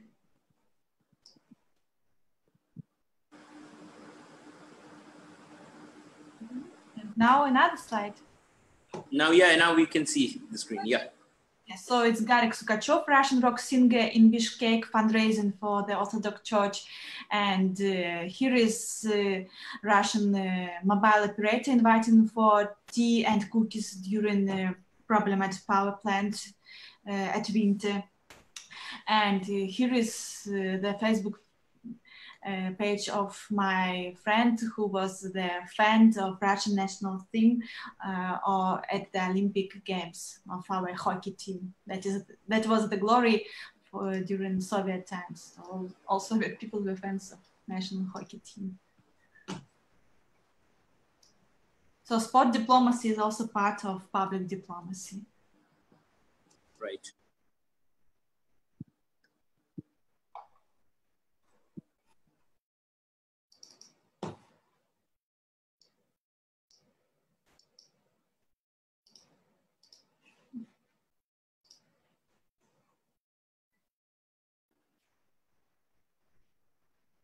Thank you, Dr. Anna, for your very interesting reference on the sports diplomacy. And on sports diplomacy, then I must ask about, you know, there is this frequent allegation about Russia using its political power, you know, sort of, you know, the allegations about the doping that was there during in the Olympics, sort of. So do you think that Russia has sort of, you know, uses its political influence for, you know, or uses unfair practices in sports, or even if it's, let's say, allegations, or is it sort of a Western sort of a conspiracy to sort of blame the Russians? Like whatever it is, the media reports are, you know, the portraying of the media reports is that Russia uses unfair practices in sports. Right. And my question is purely based on media reports, and that's it. Thanks a lot for your questions. I don't know if Russia was using unfair practices, but I suppose that it's very negative for Russian image, and it's very negative for Russian sportsmen. And this allegation undermine our sport diplomacy initiatives. Like we were hosting Kazan Student Games. We were hosting wonderful Sochi Olympic Games. We were hosting FIFA World Cup, and we've spent hundreds of millions of dollars on it. And all these accusations, they undermine these successful initiatives. And for sure, more should be done by Russian advocates in international courts to deal with these accusations, and as far as they undermine the Russian image. Thank you. It is right. So, do you think that Russia's role with cooperative role with that of, like, for instance, if you look at an organization like BRICS, Russia relationship with what do you think should be, if you have to, like, from a diplomatic perspective, the prioritize whether it is relationship with China or a relationship with India? Now the question is becoming very crucial, because you see, as the sort of, as I told you, that today's Prime Minister's statement that that China, he openly has declared China as a sort of as an imperialist power, like these things, and even the US Secretary of State has also made such statements. So in this context, you see whether it is when President Putin talks about supporting the China, we get it is understood that he says it from a non-Western alliance perspective, as I was talking about, with China, Iran coming in. India is also a close ally of Iran. That part is all right, but when China sorts of attacks non-Western powers, like India is not a Western power, it's a non-Western power. So within the non-Western power alliance that President Putin thinks of, there is this conflict that China is trying to do. So what do you think will, like President Putin would choose? Because you see, I think on my understanding is that I think with China, President Putin will have more strategic sort of leverage. China will be able to be more, help him more on a security perspective. Whereas with India, I think he will have more sort of a soft power advantage. He will have a more different kind of an approach, whether it is, in the international bodies, presently India holds the chair for the executive board of the World Health Organization. India is also elected to the Security Council as a non-permanent member. And we know Russia finds it difficult in the Security Council. So President Putin could have found an ally in India in the Security Council. So what do you think would the preferences be? Thanks a lot. I'm not a specialist in this region, but I've heard during the recent session of IMEMO RAS Primakov readings. So this is the platform of top international relations scholars to communicate, and it's available online. Regarding China, recently it was created by our scholars, the format not always together but not against. But as for India, we are interested in a north-south trade route that I've mentioned before. And personally, for me, one of the top, our best international relations scholar is Ambassador Trubnikov, who was ambassador to India. And personally, me, I share his love towards your country and huge respect, and hoping that we'll not have to choose between our two key partners, but hoping it will possible to further dialogue, but we will see how events develop. But I may advise you, my colleagues from IMEMO, who are specialists in the region, and I think that their comment would be much more professional, because I'm not a specialist in this region. You have talked about the Silk Road, building a new Silk Road in context of United States, but we hear more of the Silk Route in context of China more. So in your presentation, sort of, there is this, if I may ask you on this context, so there is this conflict, natural conflict that arises then between the United States and China, because when you talk about U.S. interests in Central Asia, it is very clear that with present Chinese interests that it wants absolute hegemony in the Asian, the routes, whether it is the sea routes and the land routes. So there would be natural conflict in the Central Asia sort of aspect. So how do you think that gets mediated? And this gets me to an important question: what is the role of public diplomacy in mediating conflicts? Do public diplomacy have a role in conflict resolution in an area? Mm-hmm. Yes, thanks a lot. I suppose that, yes, public diplomacy has the role in conflict resolution. It has the role in track to diplomacy, because official positions are discussed on the official diplomatic discussions, but before them we can have unofficial talks between experts, between ex-government leaders. But the problem is that people participating in these talks have access towards current political elites. Because, you know, as it was with the US-Iran track to diplomacy talks, yes, they were successful in signing a nuclear deal between Iran and other participants of the process. But at the same time, when President Trump came to power, all these negotiations, they were misused, and it was drew back, and and the huge work done by diplomats, experts was in 1 hour destroyed. And for sure, public diplomacy has a role in conflict preventing, and as well, and I would say that even maybe not only public diplomacy, but also the aspects of humanitarian security are very important, as far as currently more and more civilians are struggling from violence, as far as armed groups are using especially violence against civilians to demonstrate their decisiveness. And more civilians are struggling in armed conflicts. And these days, UN High Commissioner for Refugees has announced that this year there are about 80 million displaced people. So can you imagine, they are refugees, and they should have access to water, to food, to basic needs, to people. The children should be educated, and it's a huge problem that was caused by the instability in the Middle East and Northern Africa, caused by the intervention to these stable countries and regimes. And now we've seen that such a huge amount of people are suffering. Never before in the history, in the human history, were there 75, 80 million refugees. Refugees, it's an important area of concern. You have talked about in your presentation, you have used a quotation sort of in the context of China, that the Chinese Belt and Road Initiative is a soft power.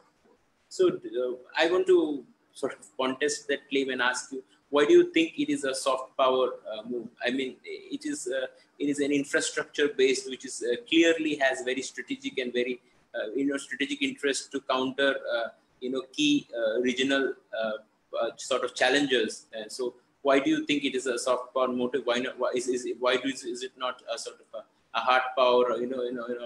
A sort of a power strategy as such? Thanks a lot. No, I would correct myself. For sure, it's infrastructural strategic project packed for foreign audience as the soft power. Like, we will build your roads, we will build your infrastructural object, but for sure, it's promoting national goals and interests. Yeah. I mean, I get it. Your point that you mean that it's a soft power for, say, if PRC is approaching Tajikistan, it may be a soft power for Tajikistan. From the India's perspective, it is not soft power. It is a threat to us, right?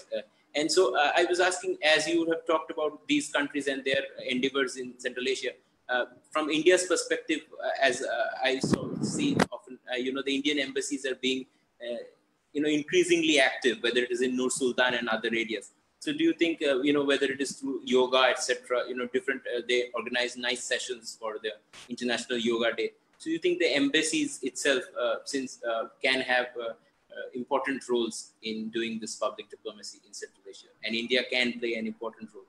Mm-hmm. Yes, thanks a lot. Yes, I suppose that embassies are active participants of public diplomacy and of digital outreach, and all of these diplomats they are also public diplomacy practitioners as well, as far as they're promoting their country's agenda by various tools. And all these embassies activities are warmly welcomed by some part of target audience. People want to celebrate these yoga days. They want to see these Indian film festivals, and they are watching the Facebook page of embassies. So it's all very useful.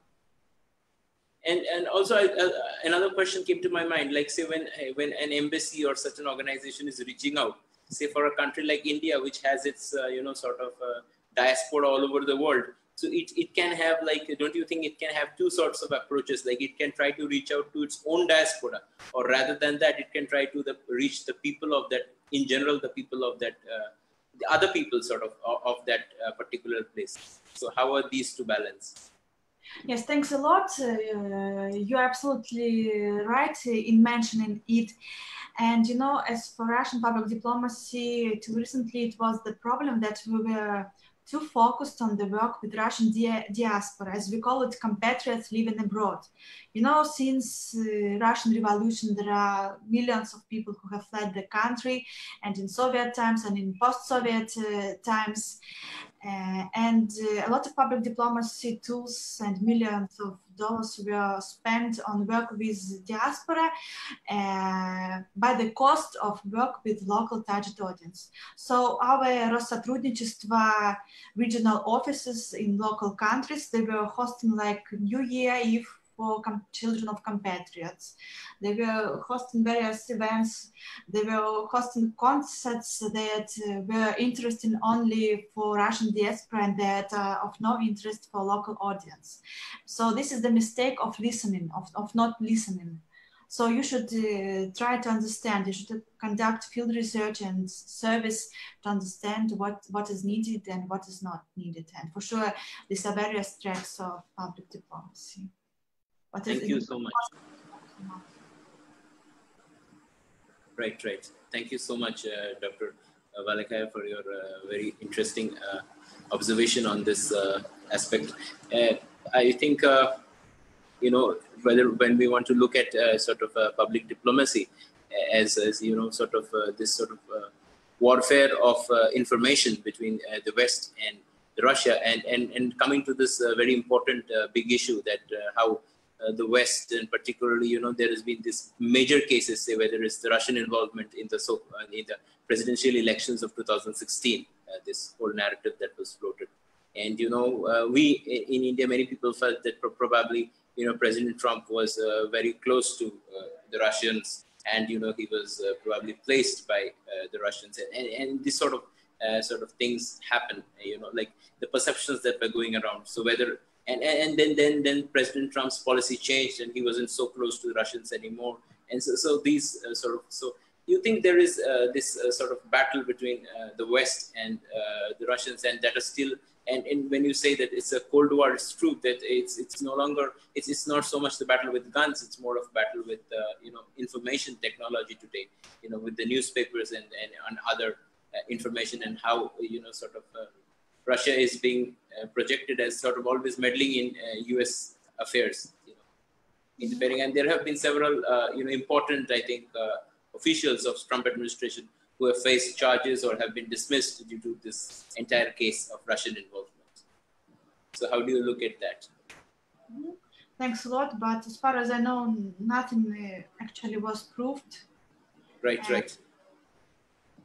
And as for the battle between public diplomacy systems, and the US State Department, there is such a structure as the US Global Engagement Center that is aimed, actually it's not engagement, it's engagement as far as it's aimed at work with the countering Russian, as they say, propaganda and misinformation. So it's anti-Russian center that works as the structure of the State Department, and also they are promoting anti-Iran and anti-Chinese techniques. And what's interesting for me is terrorism is number one priority for them is Russia, then Iran, China, and only afterwards is terrorist threat. And what is surprising for me is when we have common enemy, then they are trying to work against us instead of working against the true danger. And coming back to Central Asia, for sure, terrorism is and radical Islam is very dangerous due to the neighboring Afghanistan, to ISIS fighters. And in 1990s, Saudi Arabia was promoting some radical Islam Wahhabism projects in the region. And now there are citizens of Central Asia who are fighters at ISIS state. And its radicalization is a huge threat for Central Asian region. Thank you so much. So you mentioned a lot about U.S. investments in Central Asia. So investment is or these kind of economic support that is being generated. I just want to understand that as a public diplomacy researcher, would you look at only the kind of engagement part, or would you also look at the sort of the results these sort of investments and engagement brings? I mean, what are the impact of it? I mean, is it impacting? I mean, when one looks at the situation in Central Asia, where particularly there is a great lack of democracy and democratic sort of structures in place, I mean, such investment might be, malevolent for the people, rather than being beneficial to them in certain cases. So would you look at its impact? Mm-hmm. Thanks a lot. I've mentioned that 20 years ago, it was a huge scandal regarding US Central Asia Entrepreneurship Fund that was accused in the misuse of $100 million of US taxpayers. And afterwards, it was rebranded to US Central Asian Education Fund. And for sure, this sum of money was misused. But at the same time, I suppose that the main leverage for the United States is maybe not joint ventures, not some governance programs, but I suppose that these are US aid projects aimed at involving different stratas of spheres of population. And also these are exchange programs that act towards the formation of the leaders of tomorrow in the region. So the education is the main tool. And US universities, their campuses are very nice, and everyone coming there, they will feel empathy for US people. And people are also very friendly, ordinary people. You also focus on humanitarian aspects in your research. When it comes to public diplomacy, the question is, in the 21st century, in these times, we have more of a humane approach to all kinds of conflicts, and there is always the tendency is to not go into conflict and rather solve it through diplomatic and peaceful means. And so, public diplomacy, can it have? We are no longer in a propaganda age where propaganda is spread to. Where propaganda would be to war. Propaganda is now more to discredit. I would say, like from Cold War, there is this change. An earlier phrase, it was about destroying your opponent. Literally, now it's more about destroying their credibility, destroying their ability to not showing them as a sort of a trustworthy actor in the international scene. So in this respect, what role do you think public diplomacy can play to really think of the people who are facing humanitarian crisis? You talked about the refugee crisis. Can you connect sort of the refugee crisis problem with your work on public diplomacy? Yes, thanks a lot. As George Frost Cannon, one of the top international relations scholars of 19th century, was saying that we should be countering legalistic, moralistic approach to international relations. And Russia supports that all this responsibility to protect techniques have led towards destroying stable regimes. At the same time, that I suppose that Russia should participate in the discussion on responsibility to protect, like Brazilian initiative responsibility, wild protection, because something should be done in the sphere of human security, and bringing it back to public diplomacy. I suppose that we cannot use public diplomacy everywhere. Sometimes, for sure, weapons are used. But at the same time, as it was mentioned by Greg Simons, public diplomacy, my co-editor on the book of public diplomacy systems of various countries are using propaganda techniques, and unfortunately, Russia is moving from engagement techniques towards propaganda techniques as well in its public diplomacy system. So this is the trouble of public diplomacy system, and we see that our competitors or allies are using it. We are also trying to use it if they are using broadcasting board of governors. We are using RT, and other countries are using other techniques, and I don't think that this propaganda is part of public diplomacy, but unfortunately, sometimes that's not the case.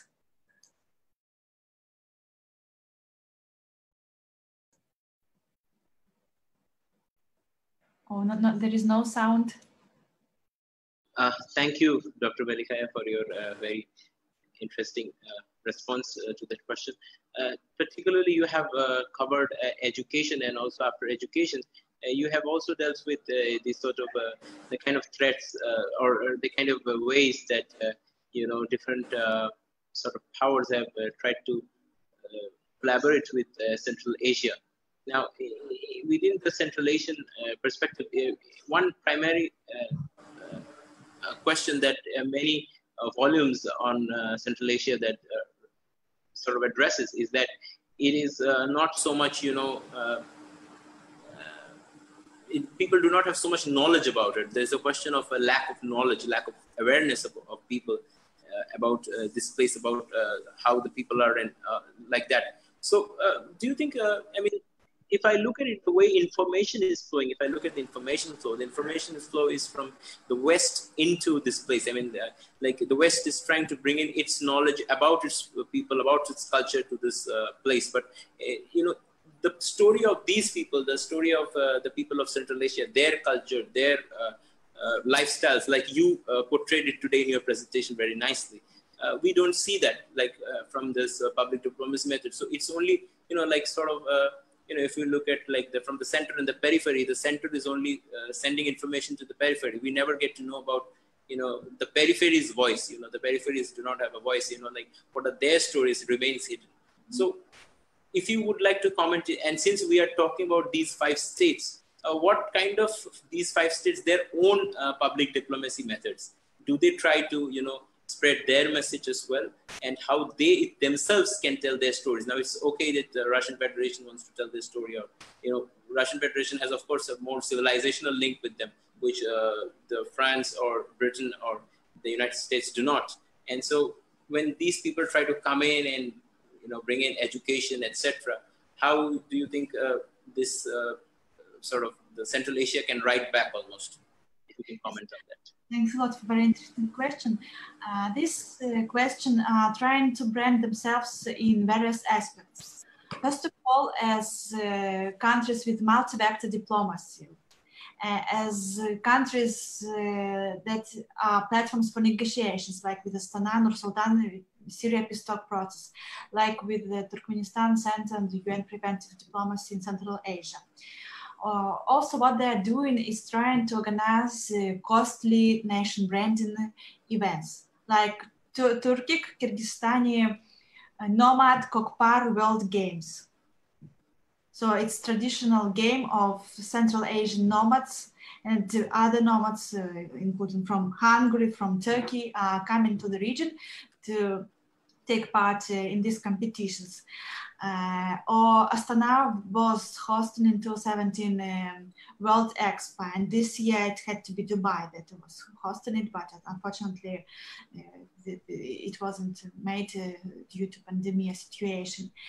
And at the same time, these countries are accused in organizing these coordination branding events because some local audiences says that instead of solving some burning domestic problems like the problem of monotowns in Kazakhstan, they're spending hundreds of billions of dollars on these coordination branding events. At the same time, these countries, from my point of view, they should be more active in implementing some target-oriented mechanisms, maybe organizing think tanks. I understand that they cannot organize something like Confucius Institute, but maybe some regional countries could effort it, like it was discussed the idea to open Abay Institute by Kazakhstan, a national poet, and I suppose that the first Abay Institute was opened in the United States.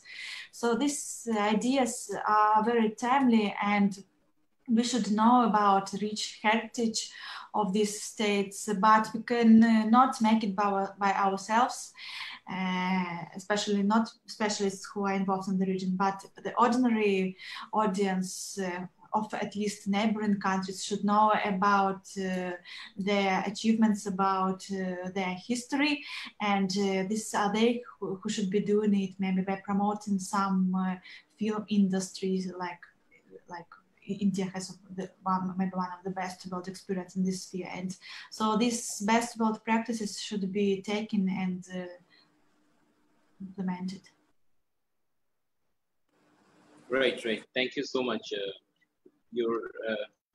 This response is very interesting, and in fact, these countries need to find a voice and sort of adopt a mechanism that would help their voice to reach out. Right. So we have discussed a number of aspects of today's topic, being that of Central Asian public diplomacy, with special focus on the countries of United States, Russian Federation, and the People's Republic of China. And you have talked about the various institutions, like you talk about, the Confucius Center of the China. You talk of, the Soviets, I think, Information and Analytics Center for the Study of Socio-Political Processes in the post-Soviet phase. You talk about the Commonwealth of the Peoples of Eurasia. You talk about the Siberia Expert Club Eurasia, workshop of Eurasian ideas. So, what are the role of such institutions when it comes to these sort of public diplomacy? And what is the nature of this institution? Do this institution need to be like, say, in the form of a think tank, or do we need to be like we have the Alliance Française or the British Council here, which are basically more like libraries and they teach a language?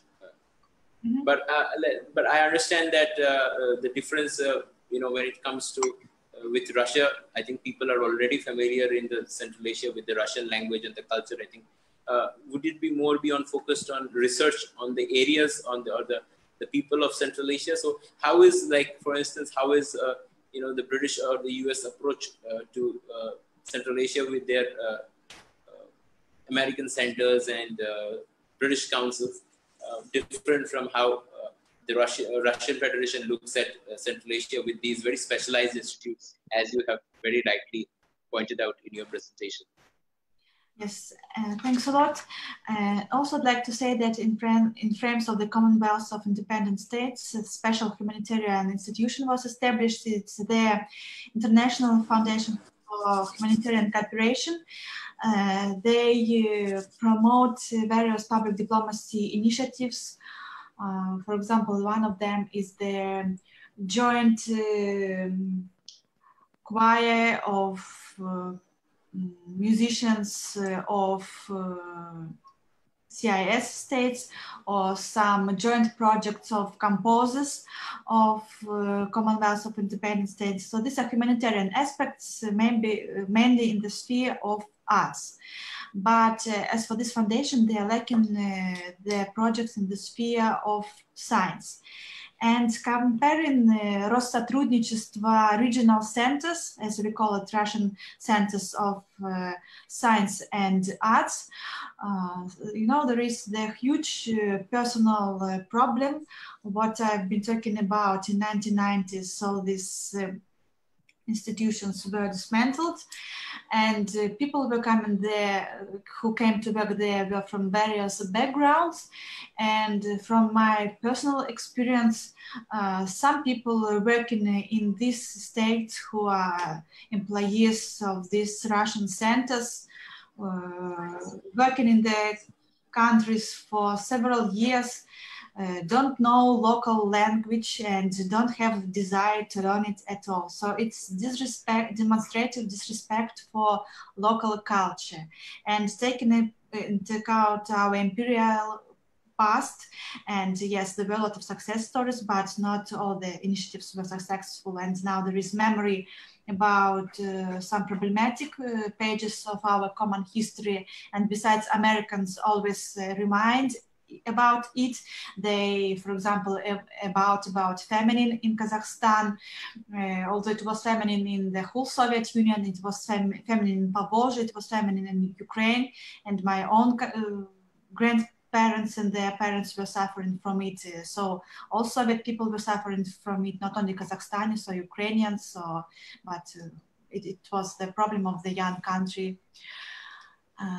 And by the way, the country who had helped then to the Soviet Union the most, it was the United States through American Relief Association. And now this fact is not widely known for our bilateral relations, but during this awful famine of 1927, it was the United States who had helped the young country. And also these were Norwegians with the Treaty of Nansen. And for sure, all these aspects should be covered by our modern scholars.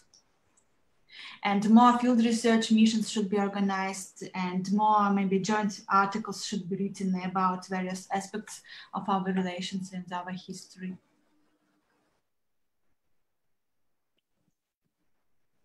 Right. Thank you for your response. I think there is a huge need for this kind of approach in this field. And you have underlined the importance that the Eurasian region has for for the Russian foreign policy goals, and because it is close to Russia. And I mean, so Russian Federation, even before when it was Soviet Union, when the former Soviet Union, so in both aspects, it had a great focus on its neighborhood. Its neighborhood policy has been very important, whether it was, earlier the East Europe, how it dealt with East Europe, and now how it deals with Central Asia. So I just also want to contrast this with, since we haven't discussed Ukraine yet. So how do you think when it compares Central Asia with Ukraine, another close, frontier state for Russian Federation, how do you think this sort of the difference works out from Russia's approach to Central Asia and Ukraine, and Russia's overall focus on its neighborhood? Mm-hmm. Thanks a lot. As for Ukrainian case, it's a very hot topic for all Russians, because we have lots of mixed families. So maybe every Russian has Ukrainian ancestor, Ukrainian grandmother, grandfather. So there are a lot of people who have their surname ending on ko, so it's Ukrainian surnames. And it's a huge tragedy for Russians and Ukrainians, and it's particularly a huge tragedy for people now living in eastern Ukraine, in Donbass, who suffer badly, and there are children still dying, and it's a huge tragedy. But maybe not everyone would agree with me, but to some extent, Russia was mistaken in working with the Ukrainian elites.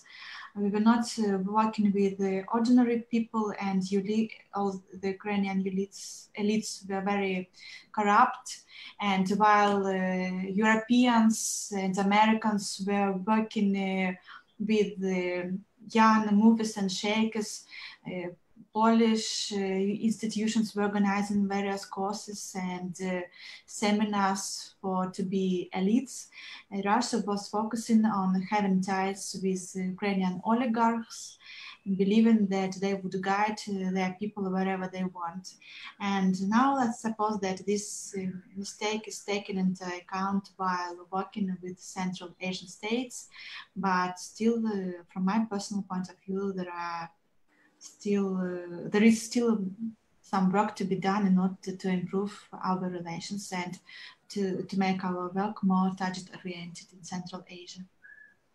And by the way, I'd like to say that in 2017 or 16, I'm sorry, during the most serious period of the Ukrainian crisis, Russia, according to the UN High Commission of Refugees, was #1 in the world by the amount of the asylum seekers. So these were Eastern Ukrainians who came to Russia, and they were all given asylum, and children were sent to kindergartens, school children were sent to schools. So it was the huge humanitarian work done by Russia. And also I would like to underline that from Russian perspective, and I suppose that that's the truth as it is, Western NGOs who always cry about human rights, they don't mention sufferings of Eastern Ukrainians, and all these events are not covered at all in their reports and on the page, just on the leading Western media. So what's done in Eastern Ukraine? So Russia is almost the only one humanitarian donor for Eastern Ukraine. And I think that here much more could be done in the sphere of humanitarian cooperation, particularly with the European Union and with the United States. But in case of having political will for it, and now we're not witnessing this will at all from Western side. Right. Like Odessa massacre or Lesbuzina, we don't know any allegations about it at all.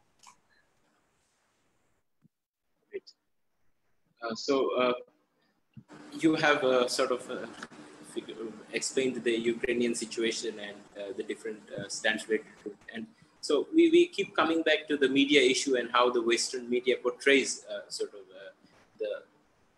the certain news in the certain incidents about Russia and other aspects.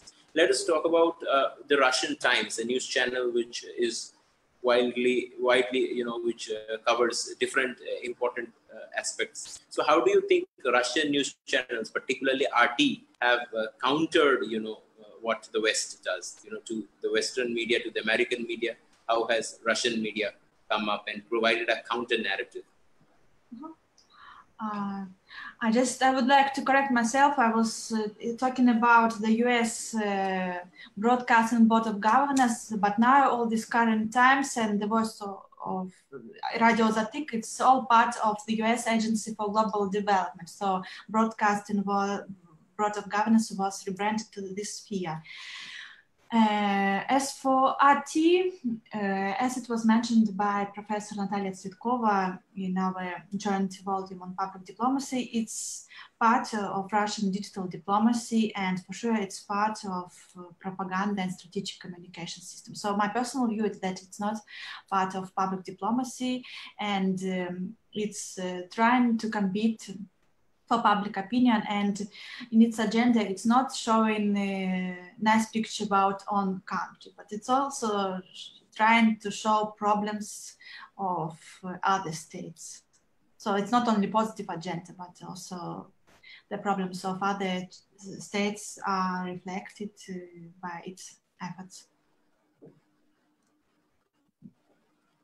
Thank you, Dr. Velikaya, for your response on the Russian television and the media aspects. Do you think you talked about the Facebook pages? I think briefly when we were discussing the embassies, you talked about the Facebook pages. What role do social media have today on the aspect of public diplomacy? Thanks a lot. Yes, this is the very important part of public diplomacy, digital outreach. That it allows to receive quick response. It's easy to calculate effectiveness and efficiency of public diplomacy projects via social media networks. And all countries are using it more and more proactively, including Russia, including in Central Asia. We are witnessing that Facebook and other social media pages are improving, and now it becomes more and more dependent not on the personality of the ambassador. For example, there are old schoolers who don't think that it's important. Now it's more and more, now actually it's a common policy to make these pages interesting for local target audience. But this Russian experience is not unique. These are the practices used by all embassies in the world of all countries, excluding maybe Northern Korea. And by the way, Russian embassy in Northern Korea is very active in showing all the wonderful images of countrysides of Northern Korea. So some people are joking that they are like public diplomats for Northern Korea. So it's people who are in love with the hosting country, and they are doing a lot to promote public diplomacy, some national branding efforts of this country. For sure, with the fostering Russian public diplomacy goals. Right. Truly. And I think when it comes to, you see the different kinds of media aspects that are there, and the conflicts regarding media and the public diplomacy aspects of it. So when we add the public diplomacy part with the media, particularly I'm talking about states that have state-run media. How different do you think the situation is? For instance, in the states like China, they have a very strong state-run media. So how do you think that works out? Or if you take the example of a country like North Korea, where there is no verified news source apart from the state news agencies. So how does that work out? Yes, I suppose that for such countries, it's much more difficult to implement public diplomacy initiatives because they will be labeled, this official site will be easily seen. And when such state-sponsored and state-backed structures are promoting some people-to-people diplomacy initiatives, they are all labeled like approved by authorities, and it's problematic. And for sure, it doesn't add towards the legitimacy and credibility of such voices. Still, when there is absolutely no information about some country, we are forced to take these news agencies in the account when there is absolutely no other information. And so then we should use this mass media. Thank you, Dr. Velikaya, for your response. I think we can have a final question on the kind of vision that you think for this discipline of public diplomacy. I think public diplomacy studies, Indian government started, the Ministry of External Affairs of Indian government started the public diplomacy division in 2006, whereby, public lectures, etc. are organized at different parts of the country and abroad, and, experts come in and talk. Apart from the foreign policy, the government's itself initiatives, how do you think, the study of public diplomacy outside of the government, by independent scholars, etc., is feasible? And if it's feasible, how is it different, like from being a part of the government-funded think tank or something and being from the outside, looking at it? Mm-hmm. So if you could talk about the discipline of, the studying of public diplomacy and what you see the future of this study, this discipline or this area of research. Thanks a lot. The problem that I would quote you, public diplomacy practitioner, diplomat of other country, and that's not Russia, it's one superpower. When I asked him what kind of public diplomacy you use in your book, and he told me, but what do I need? What they know, what I don't know. I'm coping with public diplomacy every day, and what they can know, what I don't know. So, I think that is the problem for independent public diplomacy scholars in various countries, that governments think that they know everything, that they have ties with everyone, and they have partners who they know as legitimate. And this scholar would advise me something, maybe, or what if proposes me some person who is not trustworthy. And that's the problem, that it's maybe easier for scholars to work in the government-backed think tanks. And it's the problem for independent scholars in all the countries. Still, I believe I'm positive, and I believe that there is a network of people who are independent scholars, and I believe that much more could be done in public diplomacy to foster dialogue between countries. And it's very needed, because we are witnessing dangerous militarization worldwide in various regions, and our countries and our people and our families could suffer from it. And that's why I would like to thank Tillotoma Foundation for hosting such brilliant talks with scholars from various parts of the world. It's a great pleasure, and it's such a great honor for me to be presented here today. Thank you.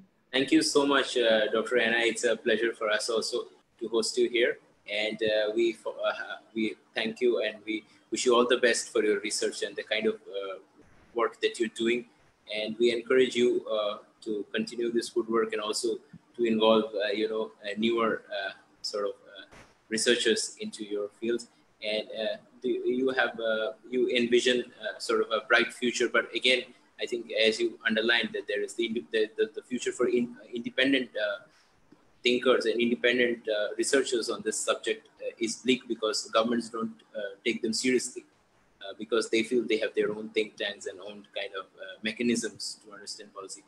So I know I've just a follow-up question. So why do you think it's important for the independent thinkers, for the government to take them seriously? I mean, like, your research can be analytical. Can the research not be like based on like what are the end results of like how is it performing vis-a-vis other governments? Say, if you want to research from the perspective of Russia, how is the Russian public diplomacy performing vis-a-vis US or China? And is apart from other sort of aspects of diplomacy studies or foreign policy studies, is public diplomacy studies needs is it more essential for a government approval or a government sort of support? If you could elaborate on that. Yes, thanks a lot. Unfortunately, public diplomacy is very costly, and it's impossible for independent institutions to organize public diplomacy, not online, but personal public diplomacy events. That's the problem. At the same time, public diplomacy, it involves elements of trust, and there are, I know personally, some networks of public diplomacy or international relations scholars who are trying to support each other, to invite to various events and conferences. And that's why I'm optimistic that people of goodwill could unite to solve some burning problems. And although at the first glance their recommendations are not heard by the government, but I think that still one day we will win. Thank you so much. Thank you so much, Dr. Anna, for joining us. And I wanted to thank you in Russian, so spasibo. And I wanted to also tell you that it's a real honor for us to host you here today. And we discussed very interesting two concepts of Central Asia and public diplomacy, and we hope to have further discussion on them. Thank you, Dr. Velikaya, and we thank all the viewers from across the world who have joined us. Thanks a lot and good night. Dhanyavad. Спасибо огромное. Thanks a lot. Yeah, thanks. Tillotoma Foundation. Thank you.